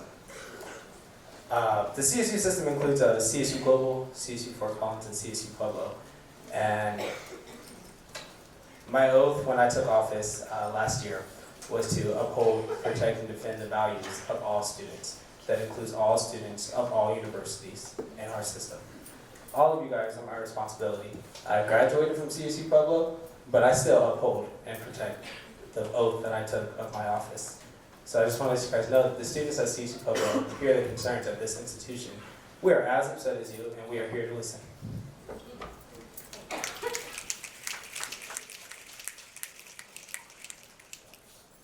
Hello, my name is Jaleesa Robertson, Jaleesa-Roberson. There's no T, everybody puts a T. Anyways, I just wanted to come up here to say that it has been continually told to us over and over and over again when we ask for somebody to do something that all they can use this for is as a teachable moment. And if you look around, everybody in this room has been taught that lesson over and over and over again. We are not the ones that need to be taught. The people that need to be taught are not in this room. They are not in this space. So sending an email saying, do we need to teach people? How are we supposed to do that? Y'all are the ones who put that in place to teach them. We cannot do that. And it's not our job to in the first place, and we don't need to be taught. Also, I just want to take a second to acknowledge that everybody in this room, we have broken into a space that was never made for us in the first place. We are not supposed to be here, and that I am proud of each and every single one of you in here that have made it here and made it today. And you are valid, you are worth, and you deserve to be here. And I love you all. What we want to do. We wrote and drafted a letter. It did not feel right to send that out to the student body coming from just 2 students on this issue. So actually, one of the things we're really excited about, we got approval. There will be a letter sent out to every student, faculty, staff member on this campus, written from students to students. So that's a great initiative we're putting together, and there's going to be a committee to bring in students from various diversity offices on campus to help draft that letter. And any student that wants to sign on can sign on, not just to talk necessarily about the blackface incident, but just the general campus culture as well. So we're excited about that. That might yeah, but I just wanted to share with you one thing I heard in the office this past week. There was a senator saying they don't feel like I, as the president of the student body, if these resolutions are to be passed today, can accurately present them to administration. The words are too heavy. I haven't shared their experiences. And I think there's some merit to that, because I agree. It struck me, and I wanted to defend myself at first, but I think there's some merit. Those are strong resolutions, and I didn't experience what a black student on this campus experiences when they see something like this incident. And so I think there's some merit to that, and I think we want to do a better job of bringing more students into the conversation and saying, hey, if you want to voice your concerns to administration, create more avenues for that. But as we were getting together, we were meeting this week, we decided we were going to come up with some initiatives to move forward with. So actually I have a list of a few, actually this is a comprehensive list of not just my initiatives, but initiatives that senators have taken up, that students have come into the office and brought up, and things that we are doing to address this issue as a student government. They're ones we're really excited about. The first of which is that our Chief of Staff and our Office of Diversity and Inclusion are putting together a diversity event to bring in speakers to talk more about this event. So that's more of the programming perspective, putting together events where we can have students like this show up and voice their concerns. Other things we're looking at, we spent days out on the plaza. And it's not over yet. We're still going to spend several more days out on the plaza gathering information from students, just saying we want to hear your voice on this issue. We got tons of feedback. We're presenting some of that tonight, but different ideas on the subject matter. Really excited about that. Some other things that are going on. We're meeting with campus administrators. We met with President McConnell recently, and just to really push forward, students' concerns on the issues, and to create that dialogue with the administration so we can be great partners moving forward. Some other things we're doing is a social media campaign. So it's not something that's going to solve every problem here, but there have been some examples. We worked with some other universities. I called a student government official at Arizona State University. They had a similar situation. What they did a social media campaign that was very successful. So we're looking at doing that, whether it's a hashtag, whatever it might be, just to create dialogue, because if you can reach students when they're on their phones at home, this space continues and they bring it home with them. And obviously a hashtag isn't how you solve the problem, but by creating that dialogue, it can be very valuable. We're starting some roundtable discussions as well. We have the resolutions on the floor tonight. That's a big initiative as well. We have support for our senator-led initiatives as well. So as our senators come up with ideas, we as an executive branch are helping support them through financing. It doesn't have to be a senator. If you're a student on this campus, come into the ASCSU office and you have an idea, we're more than happy to help finance that, provide staffing support, marketing, all types of things. And we're also, we're also working on that letter from students to student body. And then the final thing, we're doing education of members. We're doing videos showing our members of ASCSU why is this important. So we showed all of our executive cabinet today, 25 members, and we're exploring the option of showing the Senate as well to talk about the history of blackface specifically and how we can grow as students and be better leaders on this campus. Because education is our job, and we need to go out as campus leaders and share that with people. But the last sentiment I want to share is that we can do so much more, and we know that. There are students here who are hurt, and to me that's just something I take to heart. This, as a black student, it's not your job to solve racism whenever white students are committing racist acts on campus. We know that. So we take that heavily upon ourselves. We just want to create a dialogue and hear more from students. Tonight has been great. We've already gotten more ideas from students tonight up here at the podium, and take that forward. So if you ever are looking at us and you're like, Ben, as student body president, you are not doing enough, come and criticize me.